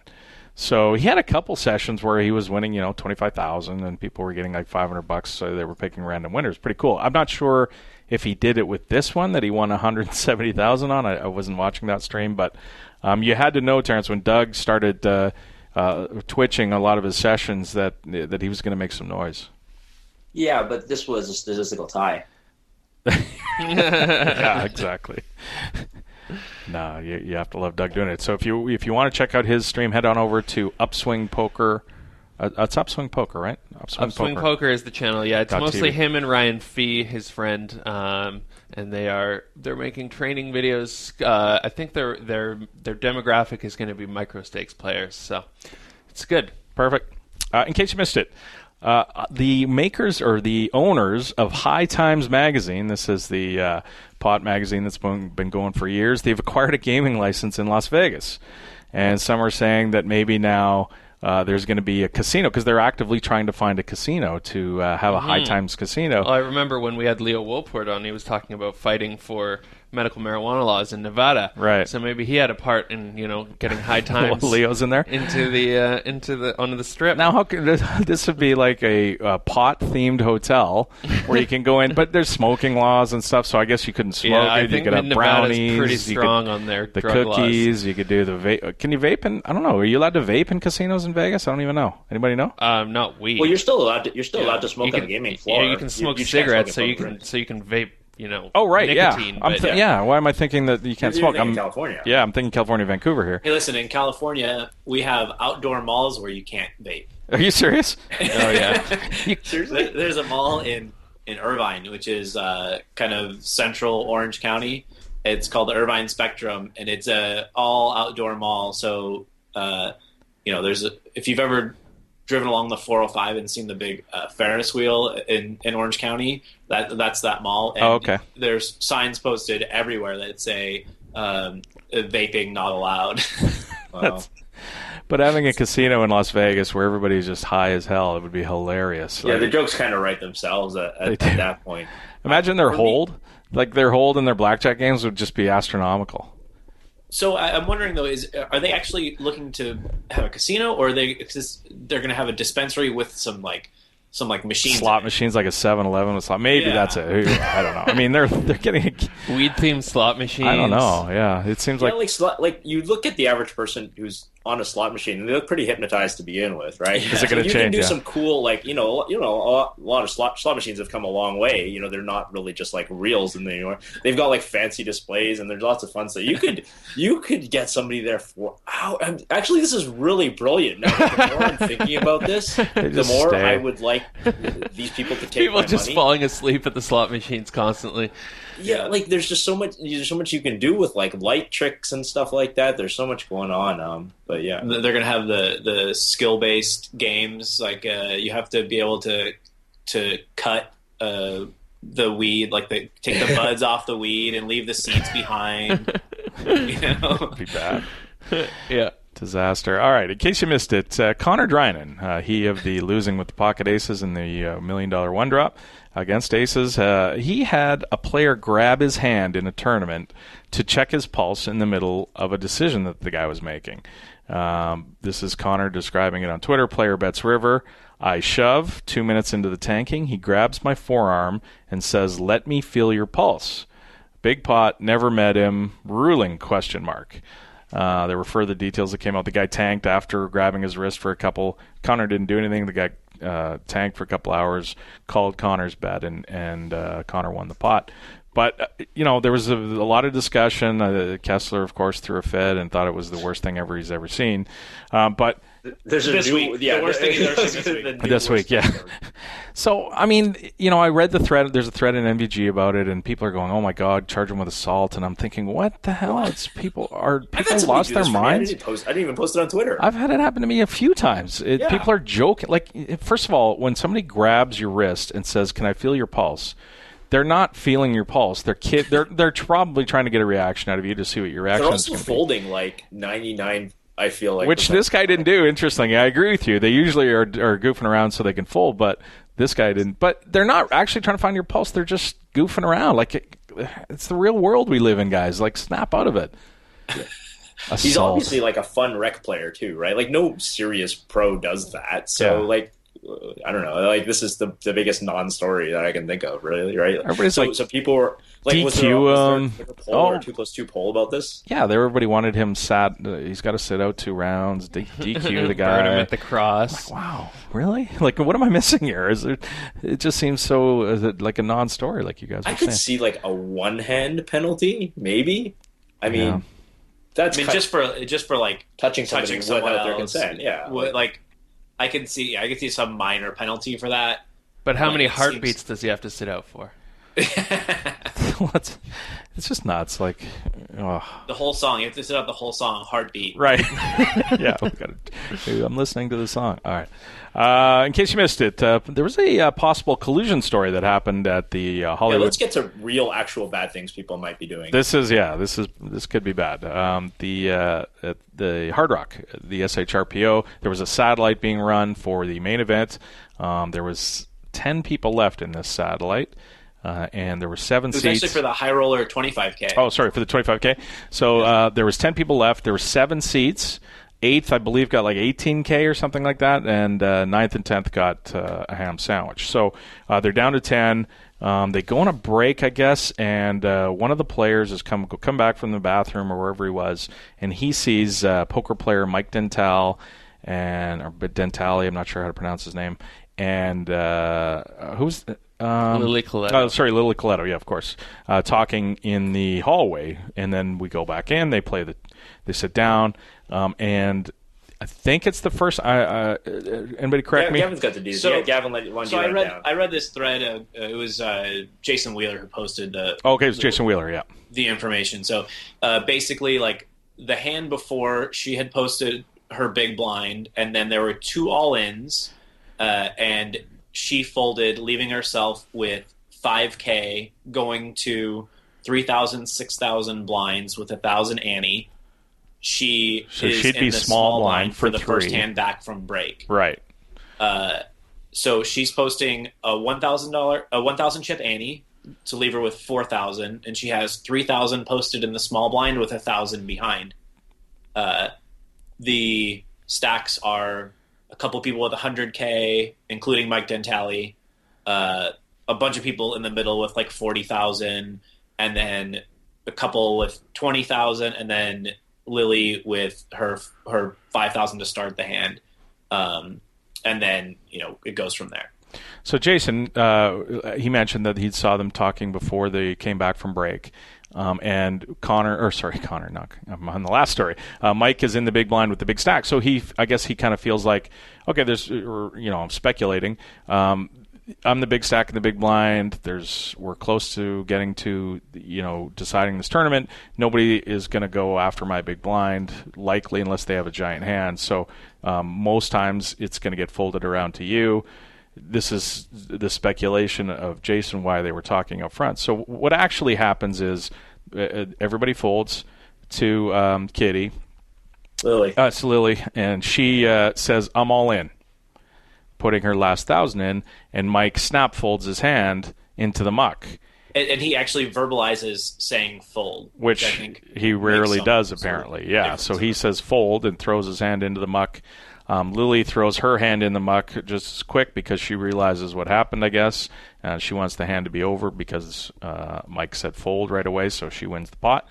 And controversy happens because, of course, she didn't put in the full big blind.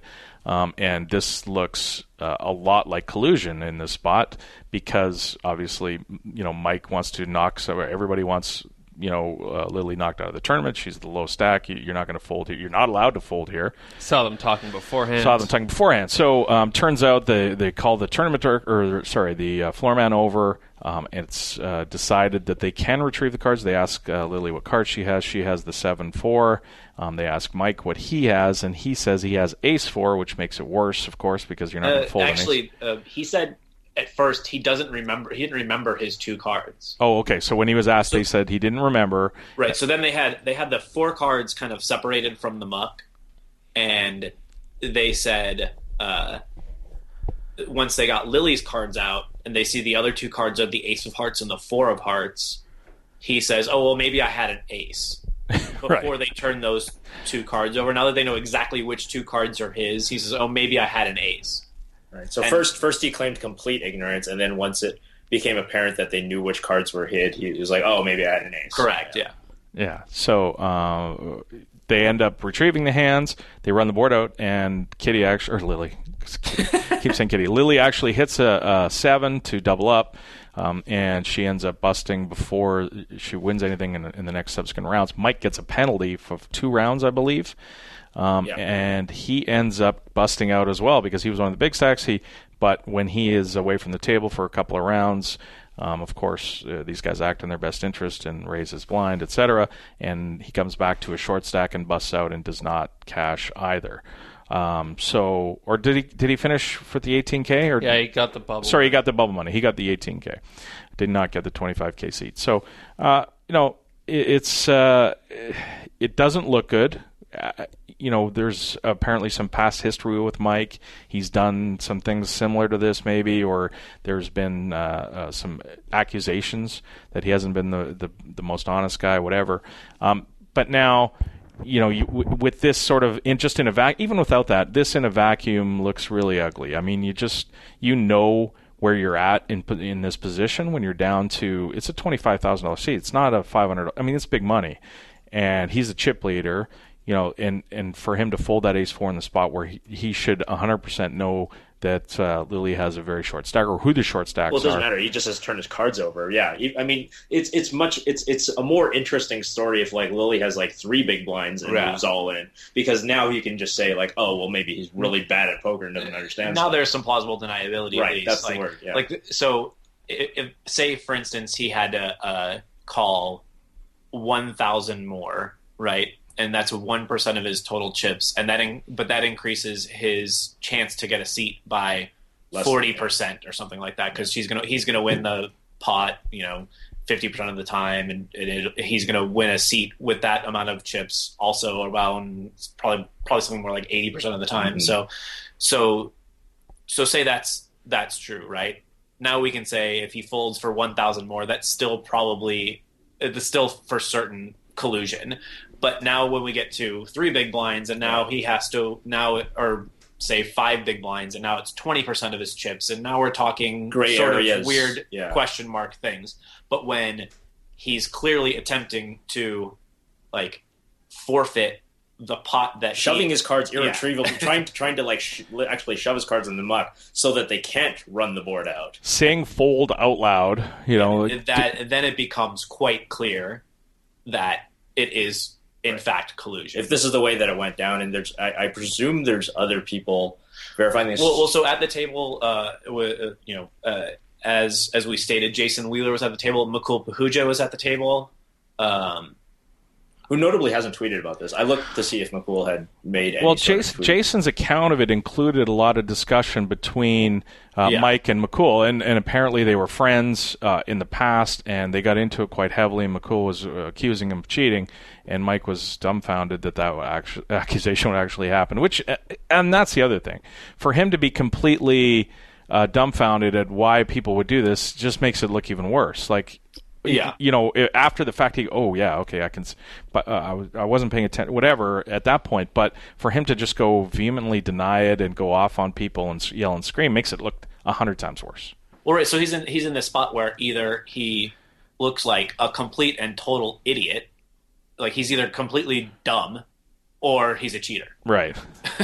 so Pick the he's best put himself one. In this really awful spot. Yeah, and I think we're waiting to see his reaction to or his posting. He hasn't to the last. Well, he tweeted about it and then deleted all his tweets. Yeah, and we haven't seen him post quite yet at the start of the show. Any kind of reaction at all at 2+2, because there's a thread there, of course, that's going on. So keep it, if you're interested at all. If you play live poker with these people and you want to see what's going on, head on over to NBG. Read the thread and make your own decision, I guess. In case you missed it, the Season 12 EPT Grand Final is fast approaching. The festival. How convenient that we have such I was going to say, I think that we have somebody who might have won that. Ross, did you win the EPT Grand Final in Monte Carlo? No? I tried to win a satellite. Wasn't you? I believe it was Gavin. You had pink hair at the time, didn't you? I did. Well, it was kind of a blonde by the end of the tournament since I hadn't gotten it dyed in a while. It grew out. Oh, I thought the stress had gotten it. From The stress and all the hot water steam baths I was taking because I was so sick. Oh, were you? Had cleaned out my pink hair, but yeah. This year's festival starts. What season was that? 3, 4? What festival? Not what year? We're on 12. 3 maybe. Season 3. And yeah. And back it was. Were we at the huge prize pools when you hit it? It was like 10,000 euros. 10,000 euros, and it was over $1 million. 1.8 million euros for first. 1.8 million euros. Wow. Yeah, wow, that's back when a euro was worth something. So the euro at that time. So I remember, when the year I won it, it was 1.3 euros to the dollar, and then the following year is 1.6 euros to the dollar. Oh, so you could have kept it in euros and made some money. Yeah. Oh, nice. This year starts April 26th, so we're talking about a week away. The main event kicks off April 30th. It's half price. You mentioned it was 10,000 euros, and it's now 5,300 euros this year. And the EPT, if you want to follow it along, the EPT live stream will be streaming 30-minute delay cards up starting on day 2. But the interesting thing that I saw was Stars is sending over 300 qualifiers to the main event for this thing, which is pretty insane when you think about it. I mean, you look back at the World Series of Poker main event when Stars was sending all those people. That was about how many they sent, wasn't it? 300-400? Yeah, that sounds about right for the main event, which is an 8,000 person tournament at the time. Yeah. I mean, at least definitely in those years where it was maybe only like 2,500 or 5,000 people in the main, they were definitely hitting like that 300 territory. 300 or 400. And now, much smaller event this size for sending 300 people. And that was as of, I believe, a week ago. So we've still got another week to go, or a week and a bit more of online qualifiers, I believe, that you can still jump in on Stars. But so for context, I believe the year that I won it, the total number of entrants was 500. Wow, yeah. So, and I don't think it's been has it been 1,200, 1,100 in the last few years? I don't have it in front of me, but I'm just guessing. I think one of the main reasons so many qualifiers are going from Stars is they have these $10 spin and go, or €10 spin and goes for the EPT Grand Final as a jackpot. So instead of a jackpot for that, it's an EPT Grand Final package worth, I believe, about €9,000. Wow. Which sent a lot of people. So that completely kind of changes that format, especially the way that they're qualifying. That changes that tournament a lot, guys, given that you're going to have a bunch of $10 spin and go players playing in a $5,000 deep stacked grand final. Right, yeah, because a lot of the times, like online qualifiers to big EPT events, there are guys who are really serious players anyway. Yeah. A lot of these guys come from $600, €600 super satellites, or they even if they came in from like a 40 and then they qualified to like a 500, and then a lot of these guys are like they're practically full-time MTT players anyway. But when you're talking about €10 spin and goes, it's like like my girlfriend plays. Right. All of a sudden, like she's in the EPT. If you threw an EPT package in front of her, holy cow, we'd be spending a lot of money on coaching and time on coaching in the next couple months, or at least some time on a new ID for you. Hey, we wouldn't do something like that. No, so if you're out there and you're in Europe, you're an EPT guy, and you're trying to figure out if you should head down, especially given it's the price is half now, or the entry fee is half of what it used to be. It's crazy to say, but there might be some value in Monte Carlo of all places. No. Yeah. Just be careful. You might end up at the hotel down the street. Oh, it's not good? Well, no. So I don't know if you saw someone posted their package was supposed to include a hotel at the Monte Carlo Bay. Yeah. And they said there was there might be some overflow to a nearby hotel, and their nearby hotel is like a mile and a half away, which is the other side of Monte Carlo. Yeah, which you're in France now. You're not in Monte Carlo anymore. Right. You had to jump in one of the Lamborghini taxis and get on over to the casino. Yeah, actually, I won my seat in the EPT Monte Carlo from the old $200 double shootouts. Oh, wow. I remember those. And I actually was the first person. It was the first one they ran for it that year. So I was the first person to qualify for EPT Monte Carlo And I also remember that I won a PCA package in a double shootout the same day. Jesus. So that was a good day. So you won like a ton of equity. Yeah. You turned 200 into 2.3 million. It was about roughly that much. I wonder why he got a Star sponsorship after. Well, I had to win another tournament to get a Star. Yeah, that's true.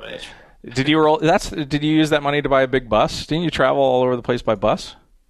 Yeah, so my buddy and I actually that was we traveled pre EPT Grand Final, but a friend of mine and I got an RV and drove around the southern United States for a while playing poker in different places. You were road gamblers. You were Doyle and Huggy of the 90s and the 2000s. Yeah, and actually he's from Oklahoma, and I was living in Texas at the time, so it might even feel that way. And that was the best I've ever done on a poker trip, because that's where I found my wife. Oh, boom. Jackpot. You can't win one of those in a spin and go, can you? No, you cannot. It's either a wife or a microwave. Yeah, one of the two. If you're in China. All right, guys, that's going to wrap it up for the In Case You Missed It stuff. We're going to come back after the break and do some our usual stuff, the mailbag, the Ross Report.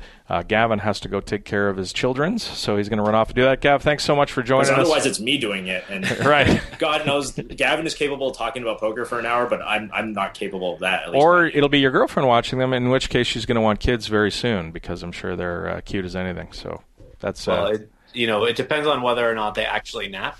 Right. If they nap, they're sweethearts. If they not, they kind of turn into gremlins. Then I'm getting cut tomorrow. All right. Thanks, Gavin. Really appreciate your time, sir. All right. Thanks for having me, guys. All right. You're listening to the 2+2 Pokercast. Did I say 2+2 Pokercast? I did. You're listening to the 2+2 Pokercast presented by the PokerStars VIP Club. More right after this. Playing 50 big blinds deep with Annie's, the villain in the hand opens to 2.2x from the cutoff, and I defend my big blind with ace-3 offsuit. The flop comes ace-6-9 with 2 clubs, and I check call a 3 big blind c-bet. The turn is a free, bringing a second flush draw and giving me 2 pairs. And once again I check call, this time for 5 big blinds. The river is a 6 of clubs, completing the flush and counterfeiting me as well. I check and he bets 11 big blinds. As it's close to the worst possible hand I can have at this point, and I have full house blockers, I turn it into a bluff and check raise all in. Team Pro Online's Mickey Memento Mori Peterson is a Supernova VIP. This is the 2+2 Pokercast, presented by the PokerStars VIP Club. What's up, guys? My name's John Beaupre, and I'm the founder and lead instructor of PLOQuickPro.com. Now, we're the only site that has an entire suite of PLO courses designed by myself, a WSOP champion, and 3-time Supernova Elite PLO Crusher Alien Slayer. Over the past few years, we've successfully taught more than 1,000 players how to master the fundamentals, increase their win rate, and move up in stakes for good. So whether you're a small or micro stakes grinder trying to become a winner for the first time, or you're already a winning player looking to make more money and move up in stakes, and especially if you're a no-limit player looking to make the transition to PLO, we've got the videos, PDFs, and tutorials to help you plug leaks and look at the game in a new way. To learn the guaranteed fastest ways to master the fundamentals, increase your win rate, and move up in stakes for good, visit www.ploquickpro.com/pokercast to get your very own personalized PLO curriculum. Or even better, if you'd like to reach out to me personally, shoot me an email at john@ploquickpro.com and I'll help you find the best courses to fit your game. Good luck. Hey, poker fans, don't forget about the 2plus2.com digital magazine. Each month, a wide array of poker professionals and media write fascinating articles about the game you love. Want to learn about big blind versus small blind hand ranges? How about optimal Jeopardy daily double strategy? Topics like those and many others are covered every month. Head on over to 2plus2.com to see what the magazine has to offer this month. Attention everyone not named Alan Kessler. Have someone you would love to appear on the PokerCast? Have someone you don't want to hear again on the PokerCast? Head on over to the Suggest a Guest thread in the PokerCast forum at 2plus2.com, and Adam will do his best to make you happy. P.S. Chainsaw, you can post too.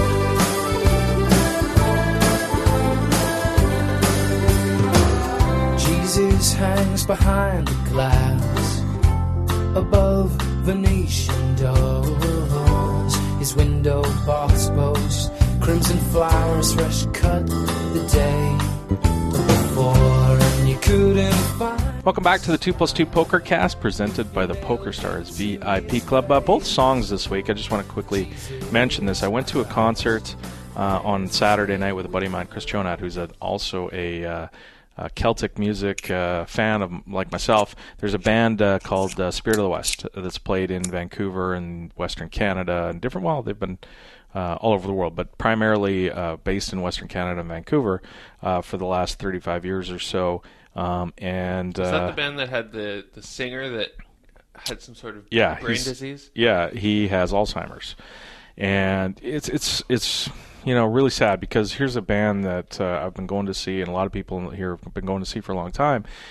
You'd probably recognize some of the songs. Hopefully you recognize the songs we played in the intros, but he has sung these songs 20,000 times in his life, and in concert has a hard time remembering the words to these. You can see it's sort of getting worse and worse. And he's got an iPad there, and it's just sort of, it's sort of, you want to see them again, but you also want to remember them as they once were. But it was a really cool send-off for Spirit of the West at the Commodore on Saturday night. Colin James was there the night before. They did 3 shows. But Jim Cuddy came by, Paul Hyde from the Payolas, Stephen Page from the Bare Naked Ladies came and sang a song. It was It was a big sort of fun night send off for Spirit of the West. And if you were at all a fan, hopefully you can maybe see them one more time. I don't know if they're going to play again, but anyway, those were the 2 songs we did play. Let's get to the Invitational. This is the PokerStars Invitational for PokerCast listeners. We do these 2 weeks in advance now. We've talked about why, because people don't listen to the show. This week is a perfect example. All in one chunk. This is an excellent example, as T points out, on why we do this. The last 2 invitationals have gone off without a hitch. Here are the next 2. This is April 24th, upcoming Sunday. The password is going to be Scoop a Loop. We've got the Spring Championship of Online Poker is coming by, as we mentioned earlier. We're going to have somebody on from PokerStars to talk about that shortly. But the password is going to be Scoop a Loop, SCOOPALOOP, all one word, all lowercase. The format is going to be a progressive super knockout. For those who like that format, that'll be a bunch of fun. The following week, May 1st, that Sunday, the password is going to be Kilimanjaro for the recently passed Mountain Series of MTTs, and the game is going to be Deuce to 7 triple draw that Gavin was talking about. So those are going to be your upcoming invitations. Are we going to tell people how to spell Kilimanjaro, or just force them to Google it? You got to Google it. I might have got it wrong. You should have listened to the 5-minute conversation we had before we started recording about how to spell Kilimanjaro, right? You don't want to take our word for it. If you're looking in the Stars client, in the private tab of the tournament's lobby, look up PokerCast Invitational, punch in the password, and $10 buy-in, $500 added by the fine folks over at PokerStars. Check those out. Add them to your grind on Sunday. T, do you want to get to what do you want to do? We got a few things to do. We got some. Where in the world are you listening from? I know. Let's do right off the top. We've got the iTunes. We talked about hoping people would go to iTunes and leave a review, good or bad. Just get some feedback on the iTunes client. This is from Gildar76 from Sweden. Great podcast. I've been listening to pretty much all episodes since the move to 2+2 in 2008. Lots of good interviews over the years, and also a good way to stay up to date with the poker world if you don't have time to browse forums. The current hosts are great, and I like that they sometimes talk about topics not related to poker. So thanks so much for that review. That's one person. That's one person. Likes to we got one this week. Poker. Yeah, that's right. Yeah. The where in the world are you listening from thread? Black Max, Western Saskatchewan, Canada. Listen every week driving truck around oil patch. Love the show. The Todd 1888. Hey guys, just started listening to the PokerCast and I love it so much so that I'm using my first ever 2+2 post to let you know, all the way from sunny Scotland. More outspoken interviews like Boston, please. Yeah, Alan's big favorite. Everybody loves Alan each year, sorry. And yeah, I mean, when we go try and pick interviewees, you always want to find somebody who's got some strong opinions on things. That always makes for a better interview. St. Gilmore, when I started listening to this, my favorite podcast, I lived 348 kilometers from Kells. I'm now 8,160 kilometers from Kells. Never mind the distance. Ireland and the Pokercast are always with me wherever I am. Horse Eats Penguin, Vicksburg, Michigan. I listen while I shovel snow. Yanni Oxinen, Prague, Czech Republic, 1,936 miles from Kells. VegCap, hi crew, listening from Melbourne, Australia. The cat finds your podcast extremely relaxing for the most part as it sleeps through the day with the sun beaming in through the window. I love listening to the cast as I play small stakes MTTs, but have to pause the cast and find a moment when I'm not in a tourney to soak up the hand information in the Roscoe reports. Ken Yi Woo, hey guys, I have to said it's good work.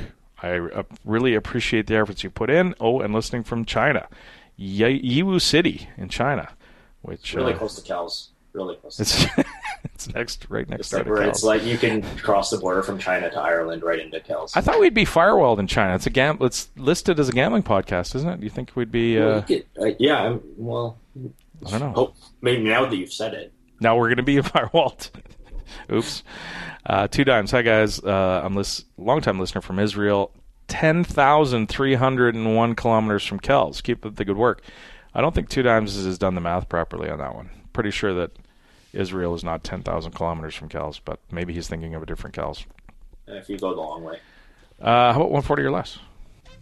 It's 140 characters. That's it. I love hashtags. I love all of them. Terrence Chan. He needs more than 140 characters to express himself. 140 or less. At Snuffbox05, Pokercast Adam, I believe Jason Somerville was making fun of you on a stream last night for saying orientated, just causing trouble. I guess Jason was taking the piss of people who use that word incorrectly, which I did for many, many years. Speaking of Twitter, Joe McKeon blocked me, on Twitter this week. Oh, you're part of the club now. Excellent. Oh, he blocked you too? He didn't block me because I never interacted with him, so it would be pretty hard. But I mean, I imagine his filters. I would actually say, like, I'll bet the people that Joe McKeon has blocked is like a pretty cool club to hang out with. Like, just not having any other information, but just. He was talking to. He was having a Twitter discussion with Never Scared to Beat Ben Wolonovsky, and it was about. And I don't understand this. Why Americans think that it tilts us that there are no Canadian teams in the Stanley Cup playoffs. Right. Joe's a Flyers fan. I think his name is even Gosses Pierre, but on Twitter. But he's going back and forth to Ben like, "Oh, you guys suck. There's no Canadian teams." And it's just like, think this through for a second. Like 50% of the players in the playoffs are Canadians. And the two teams that I want to win the cup least are Calgary and Toronto. Right. I do not like if I had my pick of anybody to win the cup, Calgary and Toronto are on the bottom two, possibly. Yeah. Right. So I don't care that. Yeah, no, I mean that's the thing. Like it makes about as much sense as like if the New York Yankees and the Boston Red Sox weren't in the World Series or something like that. Somebody's like, oh, there's no look at the northeastern teams. Like they don't care as long as your team is out, you stop caring. Right. Like, that's how sports works. That's how team sports works. No, we don't care. Strange. Like like you say, like we hate Calgary, we hate Toronto. I mean, like Montreal, most of us are fine with. Winnipeg, we're kind of happy they have a team. But for the most part, it's at best indifference, right, and at worst outright hatreds. Or in the case of like Edmonton, like maybe it's just some jealousy because they've actually won something. But no, we don't care that Ottawa isn't in the playoffs. Yeah, and Americans think it's just so funny that they think it tilts us so hard. Right? Yeah, like who do you cheer for? Chances are there's 14 Canadians on that team. Exactly. Oh, anyway, all right, let's get to some mailbag. And now. That right there is the mail. Now let's talk about the mail. Can we talk about the mail, please, Mac? I'm dying to talk about the mail with you all day, okay?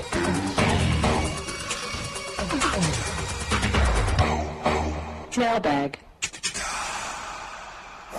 Email number 1. That discussion was actually a good lead up to this. Did it work? Old guys. Hey guys.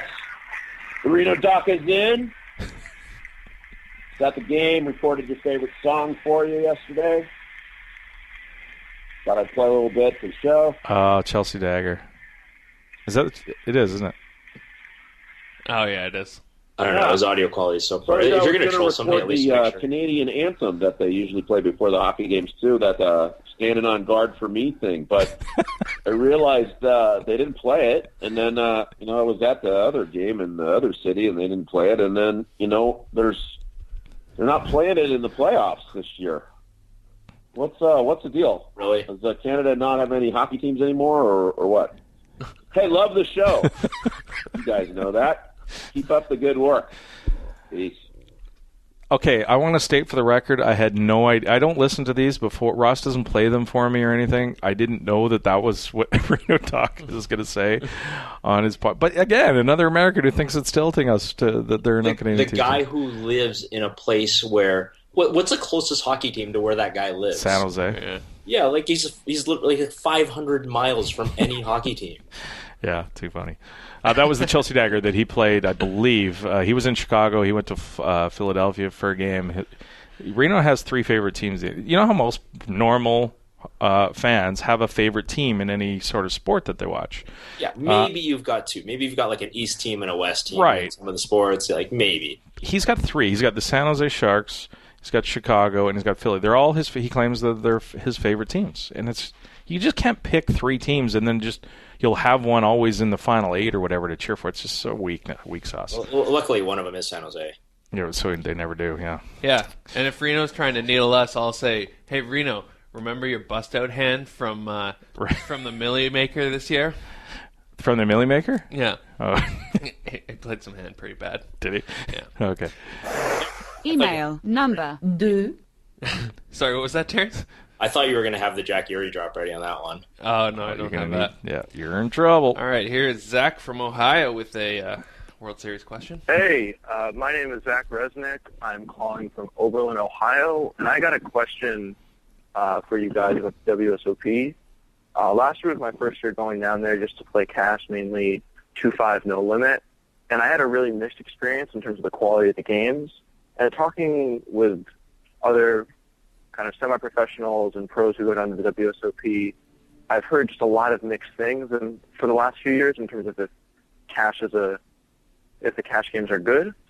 Some people say it's really great, some people say it sucks, and just kind of stay at your local casino. And I'm just wondering what all your opinions are on that, primarily for like the 2-5 no limit games, 1-2-5 PLO.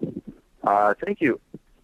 And he says and then doesn't say anything else. So maybe hung up by accident.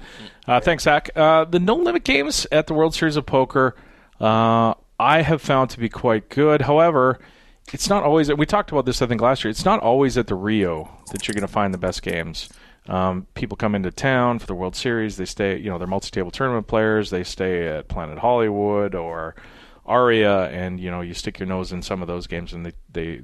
But now, having said that, different disciplines of the game, like you'll find like Omaha 8 or better games will be really good in some places. PLO games, he mentioned PLO. Every PLO game, those were popping off at the Rio. I mean, they probably have been for the last 3 years. Certainly not so relevant to the question being asked here because they were asked specifically about Nolan Hold'em. But yeah, I mean, the Rio has had amazing 50, 100, 200 insane PLO games. I played super deep with people who weren't that great, supposedly, at PLO. But even the 2-5 and 5-10 PLO games that I've played in are fantastic. Single table satellites are also great spots. Yeah. I mean, a good resource for this, obviously, is to go back to when we had Silas Watson on the show last week, Pokercast last 358. Yeah, last year. And he obviously talked a great deal about why he refuses to play at the Rio unless he really unless he really has to. He happens to be there, that he chooses to take his cash game action elsewhere for the most part. And I think that No Limit is kind of a different animal, in that you can get some games that definitely aren't very good. They're definitely tough. Gavin would be great to talk about this if he were still on, but what he kind of said about Limit Hold'em in California applies to No Limit Hold'em in Vegas, in that everybody is mostly fairly competent at it. People aren't absolutely terrible spots at No Limit Hold'em most of the time. when it's regs, because there's just a really commonly played game. But you will, like you talked about, at some of the tourist destinations, your Planet Hollywood, your MGMs, a lot of of course, obviously your big ones like the Wynn Invitation, they're going to have games where just you might be able to get in a game where 5 people are just like their home game heroes and they're really bad. Yeah, that can definitely happen in a 2-5. It's probably more likely to happen at a strip casino than at the Rio. Is sort of my guess, but yeah, definitely go back and listen to episode 358 with Silas, and he'll talk about this stuff a bit. No question. Thanks, Zach, for the call. Appreciate it. Maybe we can have somebody else come on if anybody thinks that there's a good cash game expert that we want to bring on this year. Yeah. Well, we're looking for suggestions for that. Head on over to our forum and post them. Do you guys listen to the PN Pod at all? The Poker News podcast? You don't? You've been busy, T. I know you've been in remote islands for weeks and weeks and weeks. But I do. When I'm usually more during the summer. Do you? When they're daily? Live, yeah. I listen to it all the time. I like Rich and Donnie. And, I like Donnie. They're a lot of fun to listen to. And Remco. And Remco as well when he's there. Now, so in the last episode, or maybe 2 episodes ago, they thrashed us pretty hard. So, why don't we? They were saying well, first of all, they were giving us some tough love because we didn't call them back. Sad.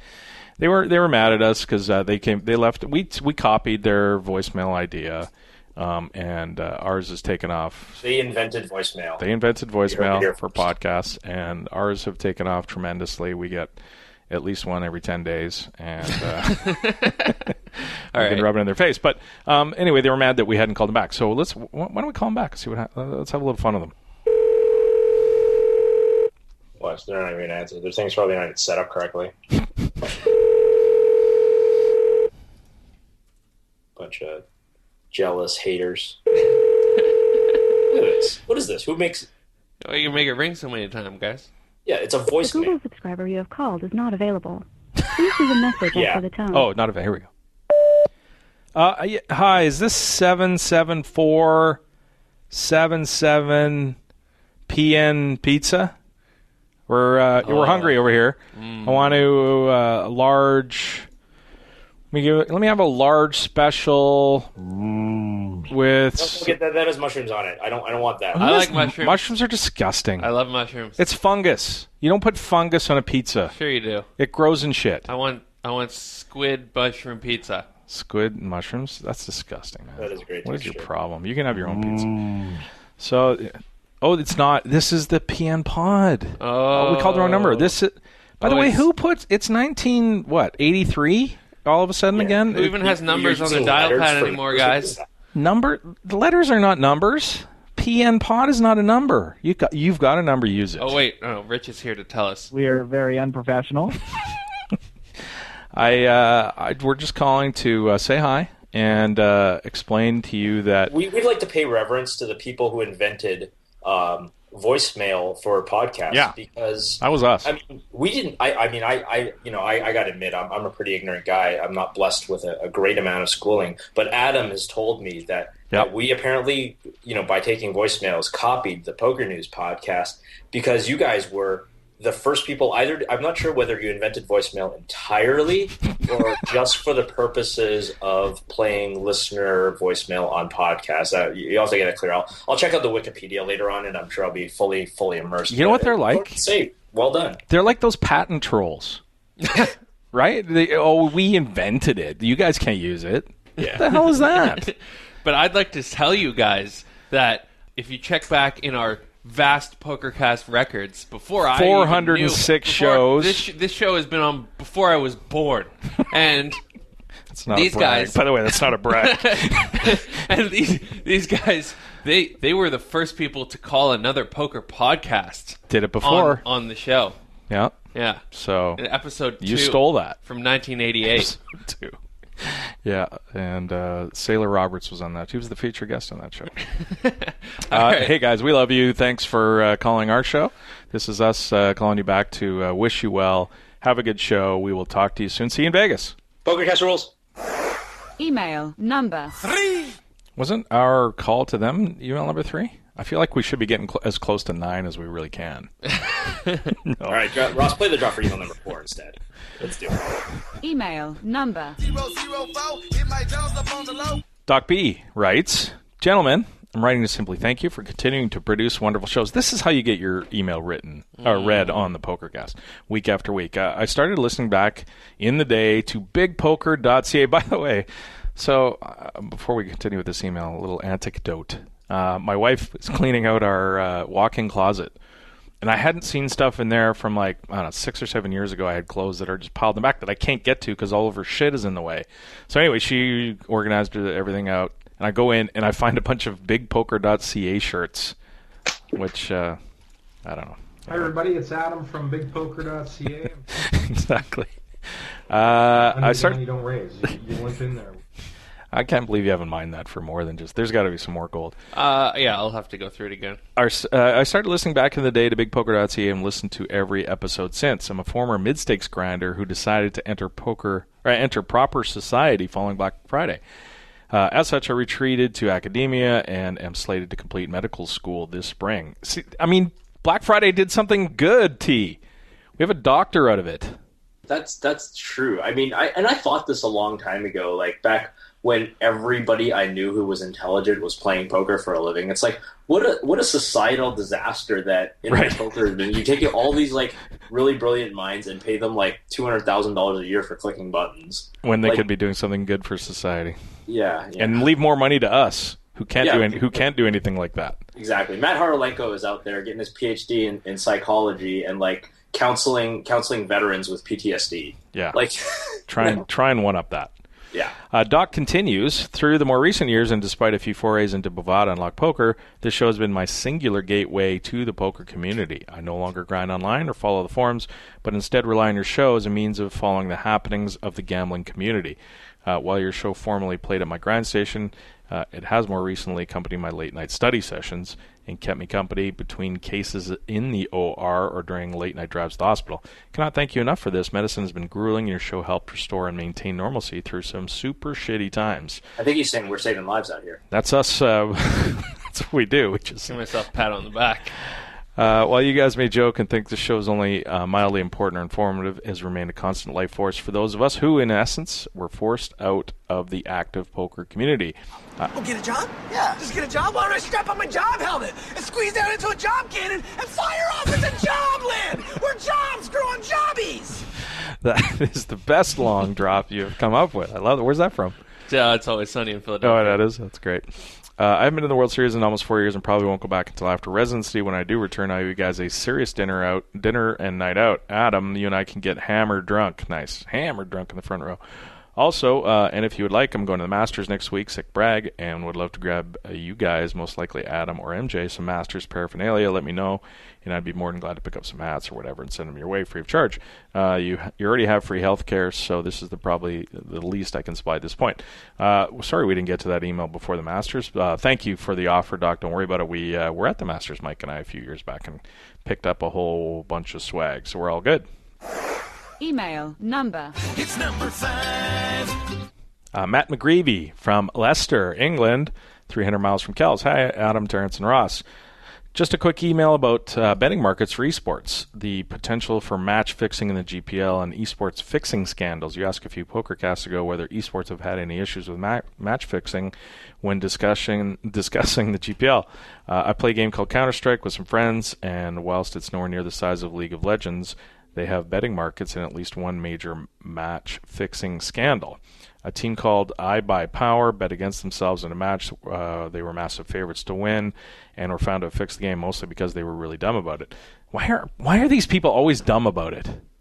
I guess the people that get caught. Maybe you don't find out that people are good at it. They bet unusually high amounts for esports markets, laughed as they died in the game, and repeatedly attempted knife kills, which were very difficult on the way to getting trounced 16-4. This may have well had their they may have well had their logo as a red flag for extra subtlety. In relation to the GPL, I think whenever there's a betting market, there always be potential for fixing. On one hand, it would probably need to already have become a successful league with high volume betting markets for the potential profit from fixing to be worth it to the players. They wouldn't risk their reputations for a few $100s. On the other hand, the GPL players don't appear to be paid a lot. Cheating in poker is difficult to prove. How do you prove a guy who bluff shoved the river knew he would lose? And I'd also expect poker players from the top 1,000 of the GPI to be careful and innovative rather than the approach of the fixers in the above example. So, we've seen it in tennis, Terrence. Very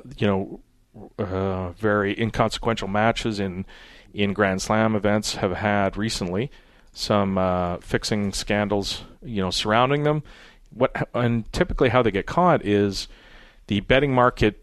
You have to remember these sites that put out betting markets for such things as esports and tennis have a long history of what markets are like.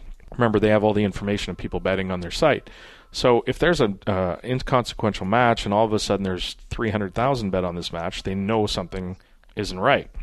So while there may be markets out there, I think they're really difficult to cheat, especially if they're not very deep. I don't know. Your thoughts, Terrence? Yeah, they're not going to have very much money, at least at the very beginning. I mean, I don't know how much you can bet on esports. Now, I guess the sort of idea is that the bigger it gets, the deeper the pool gets because people start betting on it. I mean, if esports is the next, soccer or NBA or something like that. Different story, yeah. Yeah, then you're going to have a different story. For now, of course, you're only going to bet, $100 on it. These are, especially for poker players, like guys who have thrown around big money for most of their lives anyway. So, I think it is less of a concern, but it's obvious that it still is a concern. But potentially down the line, I don't think it's something we're going to have to worry about for, 4 or 5 years, but in the best case scenario, given how much these guys play for now. And yeah, I mean, and another thing that does is, another really important thing, I guess, is to make sure that the players themselves are being compensated enough to not cheat, basically. I mean, that you now have a really big incentive to do that. Because I don't know how much, I know that elite video game players and esports players, like, they get paid really well. I don't know what the guys sort of at the margins get paid. And so poker players certainly are going to come from a place where most of them make more money than the sort of third string roster guys who play esports. So it's probably going to be less of a problem, but I mean, certainly it's still a potential problem. We talked earlier about Jason Moe putting out lines for 6-man matches, heads-up matches. I wonder if he thought that through, or if that's a possibility, if he's taking big bets. That's a good point. Like a guy like Jason, he's a high-stakes gambler. He's probably willing to take some action. But like you said, the history sportsbook, if for some reason, for some guy out of the blue is like, yeah, I want to bet 30,000 on Jonathan Duhamel to beat whoever, right? Like, that's probably going to raise his flags a little bit. And he might say, you know what, I'll take 2,000 of that. Yeah, right. Yeah, when I looked on Pinnacle, I think for esports, the most you could bet was like 600 a match. Yeah, even that's a pretty big limit, actually. It's pretty that's more than I thought. Email number 6. Troy in Houston writes, thanks so much for the recent advice and perspective regarding a sustained losing streak in my subsequent temporary disdain for poker. Particularly, Terrence mentioned a few things that I really took to heart. First, despite the fact that I was taking the game super seriously, he reminded me that I'm a recreational player. I'm not a pro. I own a small business. And while for a couple nights a week I try my hardest and play for profit, it remains recreational activity for me. As Terrence said, recreation by definition is about enjoyment. If it's not fun, take a break. If you love it, you'll miss it. I took a break 4 weeks. During that time, I had a business conference, enjoyed a family vacation at Disney World, and upon our return, got wrapped up in watching the NCAA tournament. However, as Terrence predicted, within a couple weeks into my hiatus, I really began to missing poker. During my travels, I regained my passion in listening to Crush Life Poker podcasts, Bart talking No Limit, and Don Ding discussing PLO. I blew the dust off the Jonathan Little book I started a couple of months back, but had put away. Terrence's second piece of advice was to drop down in stakes. I did that too, instead of my regular 5-5-25 game where you can win or lose thousands of dollars. I went back to a 1-2-5 round game where you're only likely to win or lose hundreds of dollars. Last, Terrence provided perspective, reminding me that my horrible 10-game losing streak, while a long 5 weeks for me, was not statistically significant number of hands of live poker. To illustrate this to myself, it was incredibly helpful to my mindset to pull out my poker logbook. I've always recorded winning sessions and notes in green ink and losing ones in red ink. And while the last few pages were all in red, when I looked at a few hundred pages from the past few years, I saw the majority were green. That visual put my 2016 woes into perspective. The month off did wonders for my mindset, and the smaller game made me feel more comfortable and confident. I even booked a small win my first session back. My new perspective reminded me of a comment made by a legendary athlete here in Houston named Jeff Bagwell. The former Astros star was asked about his retirement from baseball. He said, being a ball player is no longer what I am, but it's who I am. In terms of being a poker player, I understand that it's not what I am, it's my recreation, but it's who I am. Thanks again, Troy. Yeah, no, I think that was a good email, Terrence. Some good advice there that he took to heart. I'm glad we finally managed to help someone. Blind squirrel finds an aircore. I think that it is really good advice to take a break and move down. It's really hard for some people, especially if you have a little bit of that, degenerate feeling that some people get. And ego. Ego's a big part of it. Yeah, ego, and you're just like, I gotta get that money back right now. Yeah.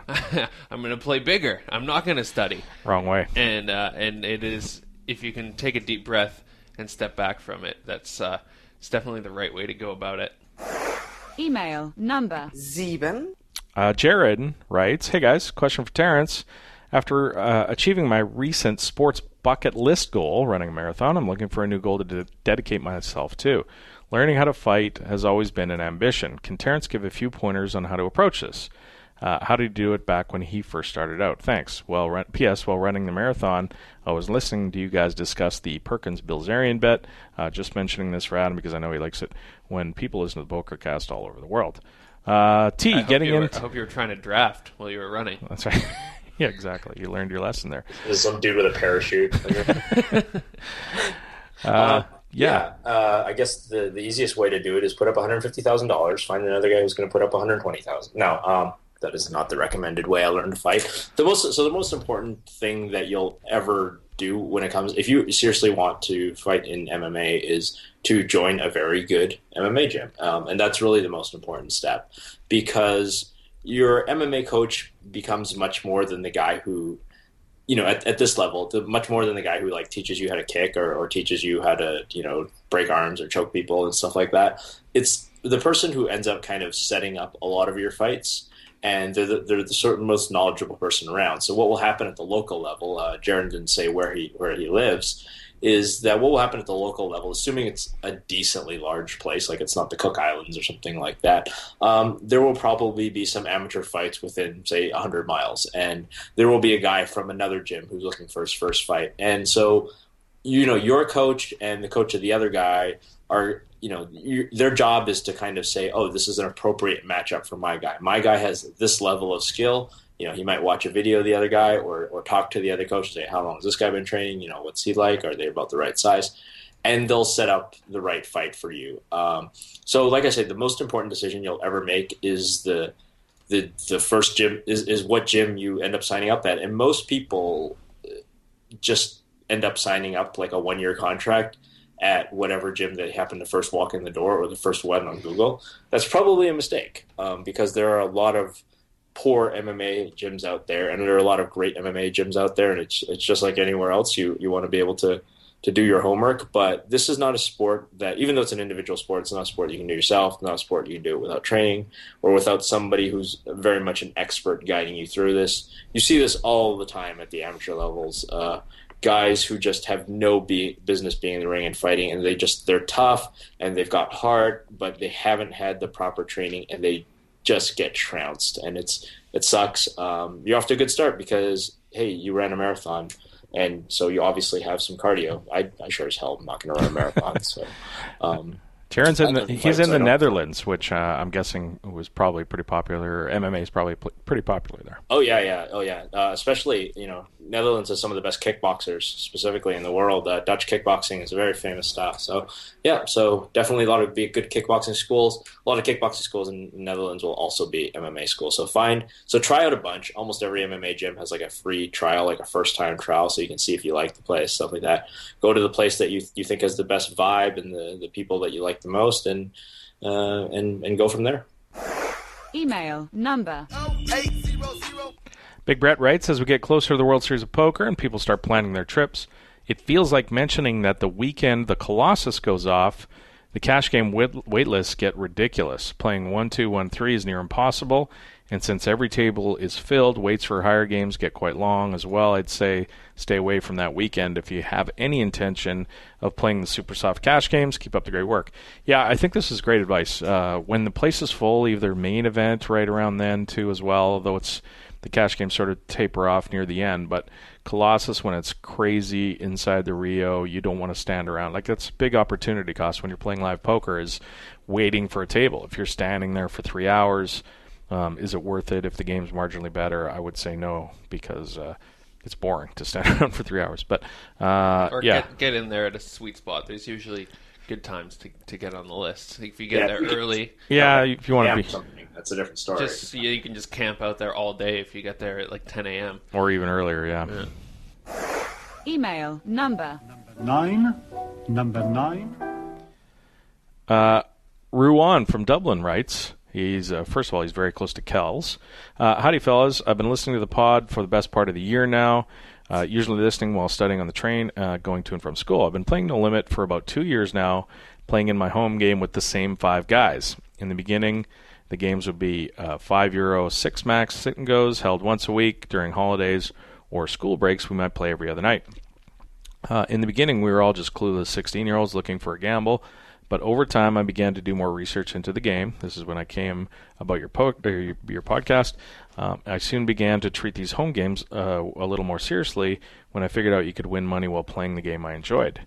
2 years on, and I'm by far the biggest winning player. The €5 sit and goes are now long gone, and we play 10-cent, 20-cent cash games with a buy-in ranging from 50 big blinds to 200 big blinds. The players are still terrible, though 1 or 2 have improved somewhat, but still make the same errors every time we play. I know what to exploit in every player. I even have some very trustworthy live tells that I've picked up. So I ask all of you now, maybe Ross in particular, my 18th birthday is just around the corner, and I'd like to move into the live game scene and maybe deposit into stars. What I'd like to ask is, do you have any advice for me going into live games, jumping from 20-cent big blind to €2 big blind, the smallest live game I've seen yet? How should I manage the bankroll, and how should I play with people I've never met before and know nothing about?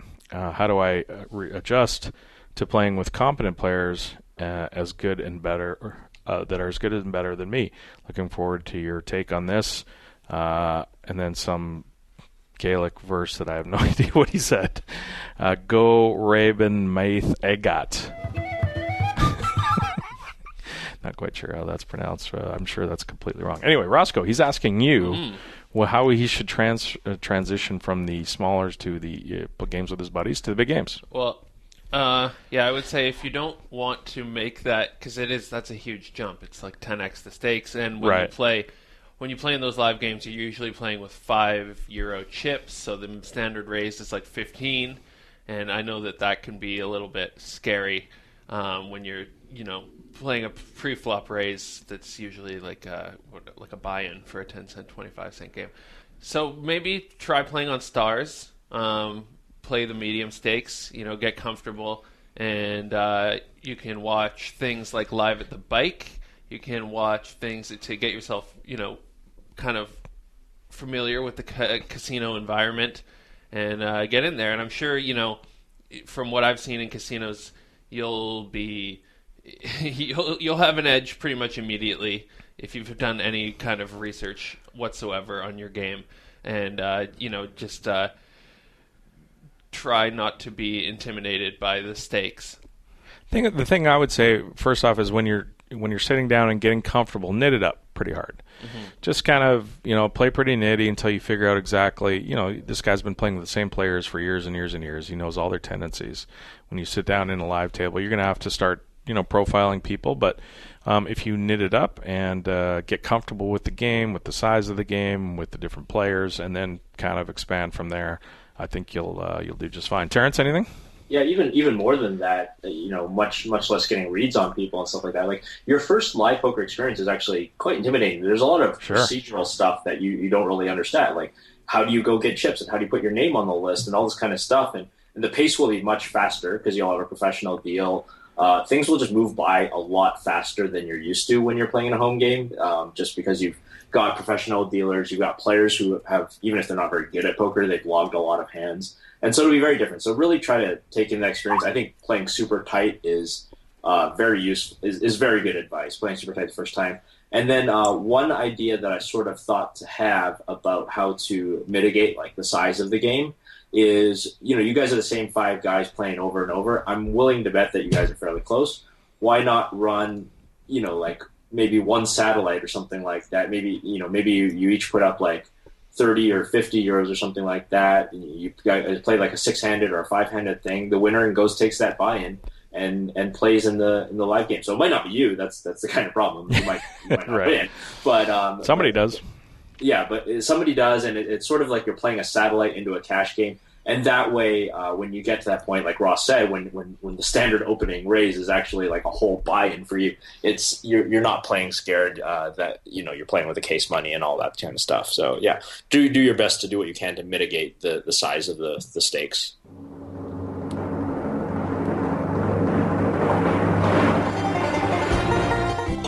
Good old Roscoe. Sure glad he's all right. Listen, boy, you gotta pick your spots good. You gotta make hay while the sun shines. Hey, good. Yeah. You dipstick! It's time for a Roscoe report.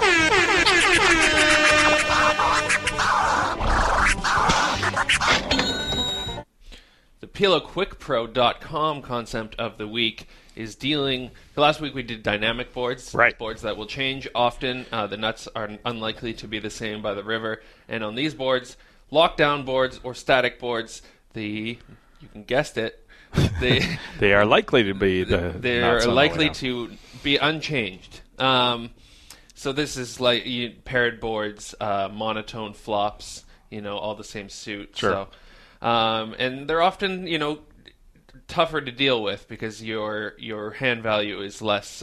It's harder to figure out in some cases if you're facing aggression. Okay, so remember, we're going to post these hands in our show thread. Yes. If you want to follow along, you can click on... I've been trying to put them in the iTunes description. I'm not really sure how to get working links in the description. Right. It might be something to do with our thing, but for sure you can go to the Pokercast forum on 2+2, follow along if you're, in transit right now, or...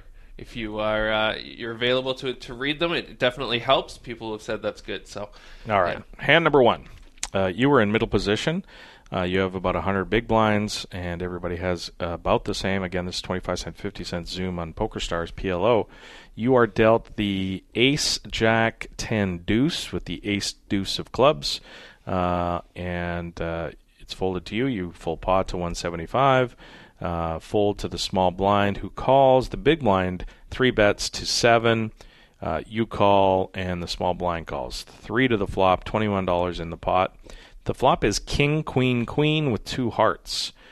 So you flop a wrap, straight draw on that board. The small blind checks. The big blind bets $650. He bets a third of the pot. You flat the $650, and the small blind folds. The king of spades rolls off in the turn, so it is now king, king, queen, queen on the board. The big blind checks. The hero bets $10.25. Okay. Well, first of all, I like the call on the flop. I like the call pre, the raise pre, the call pre, the call on the flop. The $6 when he leads for a third of the pot on the board. I mean, it'll be sometimes the nuts and sometimes stabs, so he's going to be balanced there, I think. And when the king rolls off, he hates life. Either that or he's trapping, but more than likely he hates life. And I think my bet size on the turn is a little bit too exploitative. So you bet 10.25 into 34 on the turn. Yeah, I would have liked to think a bigger bet there. Maybe about half pot. But in general, I like the line. Terrence? Yeah, I mean, it's clear that you playing it fine. I mean, the turn bet's not necessarily like undersized. Like maybe if you had quads, maybe that's what you would bet as well, right? We don't know for sure. I think it's actually reasonable on a super static board to bet a very small amount of the pot. So yeah, as played, certainly fine. My sort of question, I guess, here is if he would have barreled again on the small, turn, what was your plan? I'd probably just give up. Well, it depends how the size of the bet. If he bet like 10-25, I might be inclined to peel again to see if he gives up on the river. So the problem is all the hands that you make a showdown value are likely to fill them up, right? So you have king, true, queen, yeah. queen. Yeah. All the boards that you make a straight on are going to fill them up a lot of the time. Yeah, maybe if he bet tiny on the turn, I guess raising might be the best option if you want to try and win the hand. But I think maybe just giving up. If he barrels again. I think I would probably give up too without any kind of history. I was just sort of curious because, I mean, like that's the thing. I could sort of see myself potentially two barreling air here. If I have air here and I decided to, barrel the flop for whatever reason, just because, I do think a lot of the times I probably could get a fold, as well, just even firing that second barrel. Yeah, and he did give it up. Okay. So this second hand is against an unknown, and I kind of wanted to know how you would, I don't know, how you would deal with this board if you think. I was trying to take it away here. Okay. So this is hand number 2, again, 25 cent, 50 cent. You're in the cutoff with 100 big blinds again. A couple people have you covered. The small blind, so it's folded to you. You raise in middle position with the king, jack of spades, and 7-8 of diamonds. Yeah. No apology? I'm sorry. 100 again, you don't raise. You limp in there. Fold, small blind raise. Under the gun. Right, yeah. It's close enough. Small blind raises 3 bets to 575. Big blind calls the 3 bets, and you call as well. 3 to the flop again for 1725 in the middle. Again, you have king, jack of spades, 7-8 of diamonds. The flop is 9-9-7 with 2 spades. So you flop the second nut flush draw. Well, no, sorry. You flop the king high flush draw and a pair. Well, 2 pair, I guess. And the big blind leads out for 11. Sorry, the small blind, who 3-bet at pre, leads out for 11. The big blind folds, and you ship it all in, and the small blind calls and is all in. The turn is a 7, giving you 3 7s. The river's a 4. So you end the hand with 3 7s. Flush. You hand the hand with flush. Yeah, 4 spades in the river. His hand isn't going to have a lot of 9s in it when he 3-bets in the small blind. Yeah. You have some equity with the spade draw. I don't mind the play at all. I think you're going to get away with it a lot of the time. He bet 11 into 17.25 on the flop. You're making it $50, so another 39. Yeah, I mean, I guess what you're going to get called by is aces with the ace-high flush draw. You're going to get called by guys who are just sticky in the spot. Yeah, but I don't. You're just going to get called by dry aces a lot. Yeah, that's what I mean. Sticky in the spot. That's exactly okay. what I said. Yeah. So I mean, I don't hate the move because you want to be balanced here. Like when you do ship, you want to have a 9 in here as well. You want to. I think you do get. Maybe his sizing is a little scary. He bets more than half pot. It doesn't seem like that scared of a bet, but it's a tough call for him with aces. It's really tough because I'm shipping here with a 9. Right, but you also have, I mean, with the drawy board with the 7, 9, 9, 2 spades, yeah. you're gonna ship there. Like your shoving range, there's a lot of draws in it too because of the fact that he doesn't have 9. So dry aces does call a lot here. But like I said before, I think you want to be in a spot here where you're going to do this with your 3 9s as well and get called. So I have no problem with the tee. You like the way you played it? Yeah, 100%. I think my thoughts are exactly your thoughts. I think, sometimes he's going to have aces with nut spades, and that's really terrible. But, I mean, that's a very small percentage of the time. Most of the time you're going to have approximately this amount of equity, whatever equity you have against aces, which is 38, 40% or whatever it is. So, yeah, get it in. What happened? He did have the aces with the nut flush draw. And you lose. Yeah. Okay. Hand 3. Yep. Let's get into this one. You're on the button with 240. You have 500 big blinds in this hand. You're slightly deep. Mm-hmm. So are you running good lately?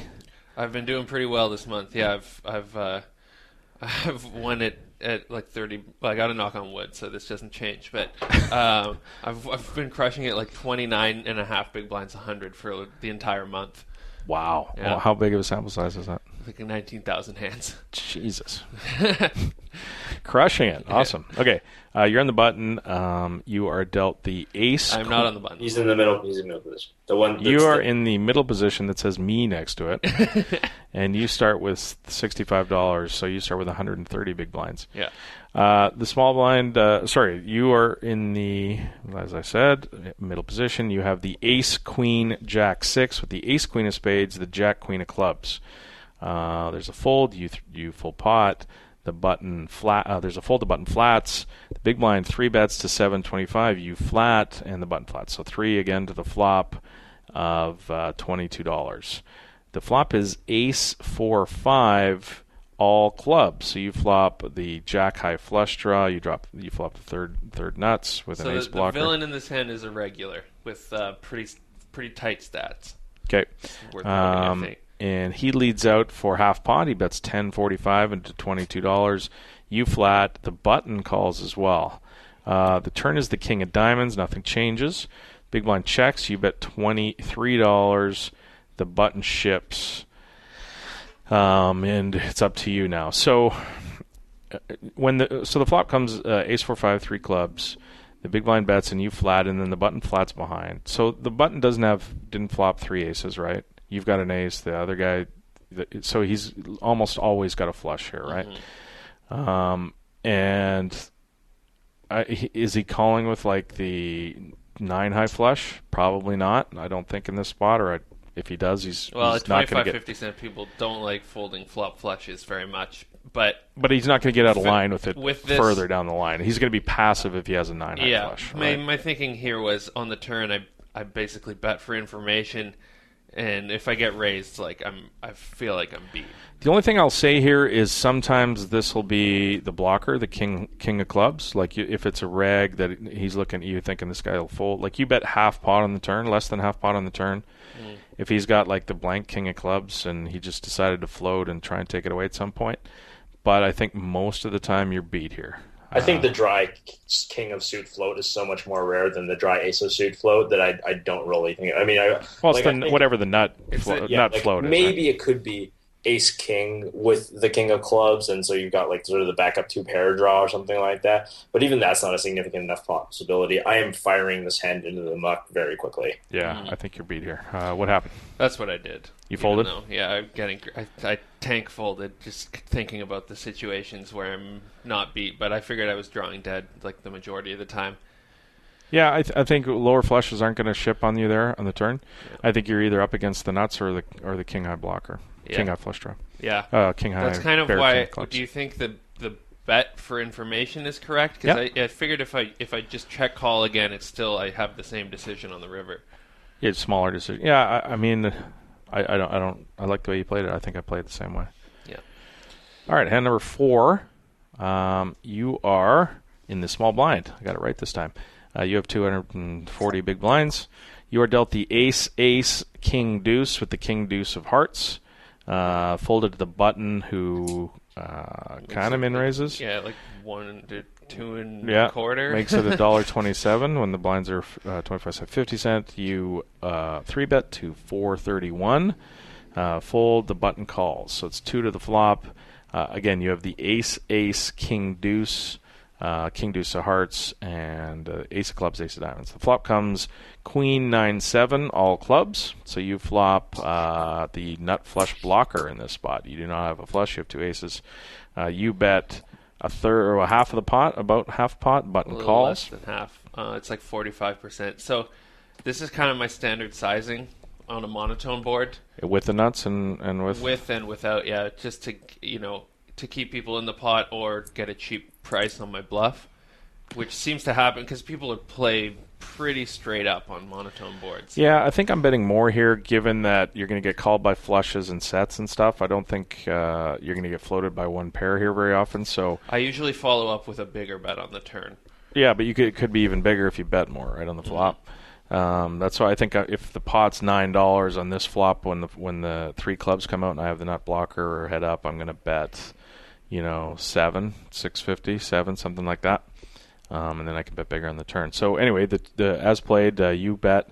He called. The turn is the 10 of spades, so nothing changes.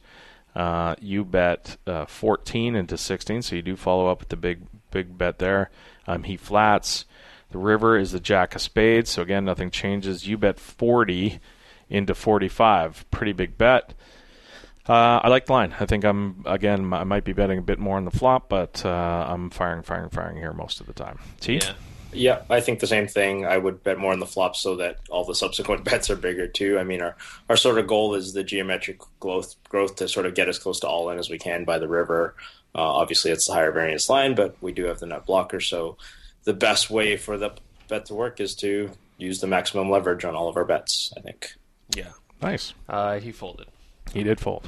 So you're running good. Isn't that fun? The ace blocker bet is so fun. It is. It's fun. It's really annoying when you just get looked up by just like I don't know. I always think of it as like a guilt-free bet, right? Like a guilt-free. You're going to play poker for a long time. You're going to get your bluffs called a lot, right? Yeah. Some of those bluffs that you're going to make are really stupid, and you're going to just look back and think, "Why in the fuck did I make that bluff when I knew?" There's so many of those bets. But when you've got just the dry ace, like the dry ace bluff it feels kind of guilt free because it's just sort of like, I was just supposed to do that. That's true. I have it here a lot. You want to call me? Knock yourself out. Exactly. Yeah, that's true. And it is a lot. You feel a lot safer when you're doing it with money behind to keep barreling. Having said that, I don't do it every time. Versus certain. I'm not saying versus people with history, I just give up. I think John has a whole chapter or module or whatever they're called in PLO about the bluffing with blockers or something like that. So definitely worth checking out over at PLOquickpro.com. Yeah, he definitely check does. that out. I think that's going to wrap it up for us. Thanks so much to everybody who joined us this week. Gavin Griffin, Terrence in LA, Roscoe for heading out here to the suburbs. Much appreciated. And to you listening at home, thank you so much again this week for tuning in, listening to us spout off about poker. Please send us some emails. We need voicemails. We need emails. This makes the show fun for us. Head on over to the forum. We definitely want to get you involved in the fantasy WSOP fantasy pool. That's going to be running fairly shortly. Sign-ups are going right now. Get on over there. It's only $20. You want people to send Busto stories? Oh, right. So to get away from a little bit from the format of the emails, they're fun, and if you want to send in stuff for email, feel free. But I thought it'd be fun to have people send in stories of going busto and how they went busto. Did they degen it up, how they did it? I mean, we've all got stories of doing that if you're a poker player for any length of time, except maybe Terrence. I don't think Terrence has ever degen bustoed himself, ever? I definitely was, but I didn't have a 2 in front of my age at the start, I don't think. Okay. Wasakana! It doesn't really matter when you go broke at 19. Like, exactly. Going broke at 19 is just like, oops. It doesn't really matter. Can I borrow 1,000? Yeah. So yeah, if you got a fun, cool busto story, send it on in, and we'll read it on the show. All right. Next week, as I mentioned, we're talking about getting Brian Rast on the show. Yeah. Upcoming weeks, we're going to try for some popular Twitch streamer that I'm not going to mention in case we can't get him, but working on that and some other guys. So, and leading up to the World Series of Poker, we'll hopefully get some stuff to talk about that we didn't talk about last year.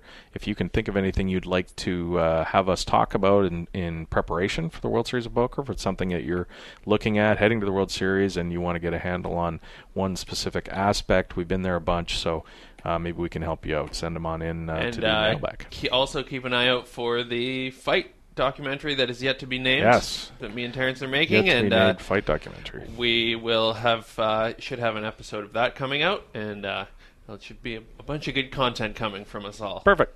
All right. Thanks everybody. We'll talk to you next week. Okay. What fight? You wanted me to get this fight drop. Oh, that's pretty funny. Our next bout. No, it's actually at first. Timestamp 420, which is in the red corner from Canada. It's timestamp 420 of a 2-minute fight. Wasakana. Yes. Okay. Wasakana. That's what the ref says when he's Big John's. Let's get it on. That's that ref's thing. Oh, you guys got does this big movement. Can't talk for a second while I get it. Okay. Thanks for joining us. The 2+2 Pokercast has been presented to you by the PokerStars.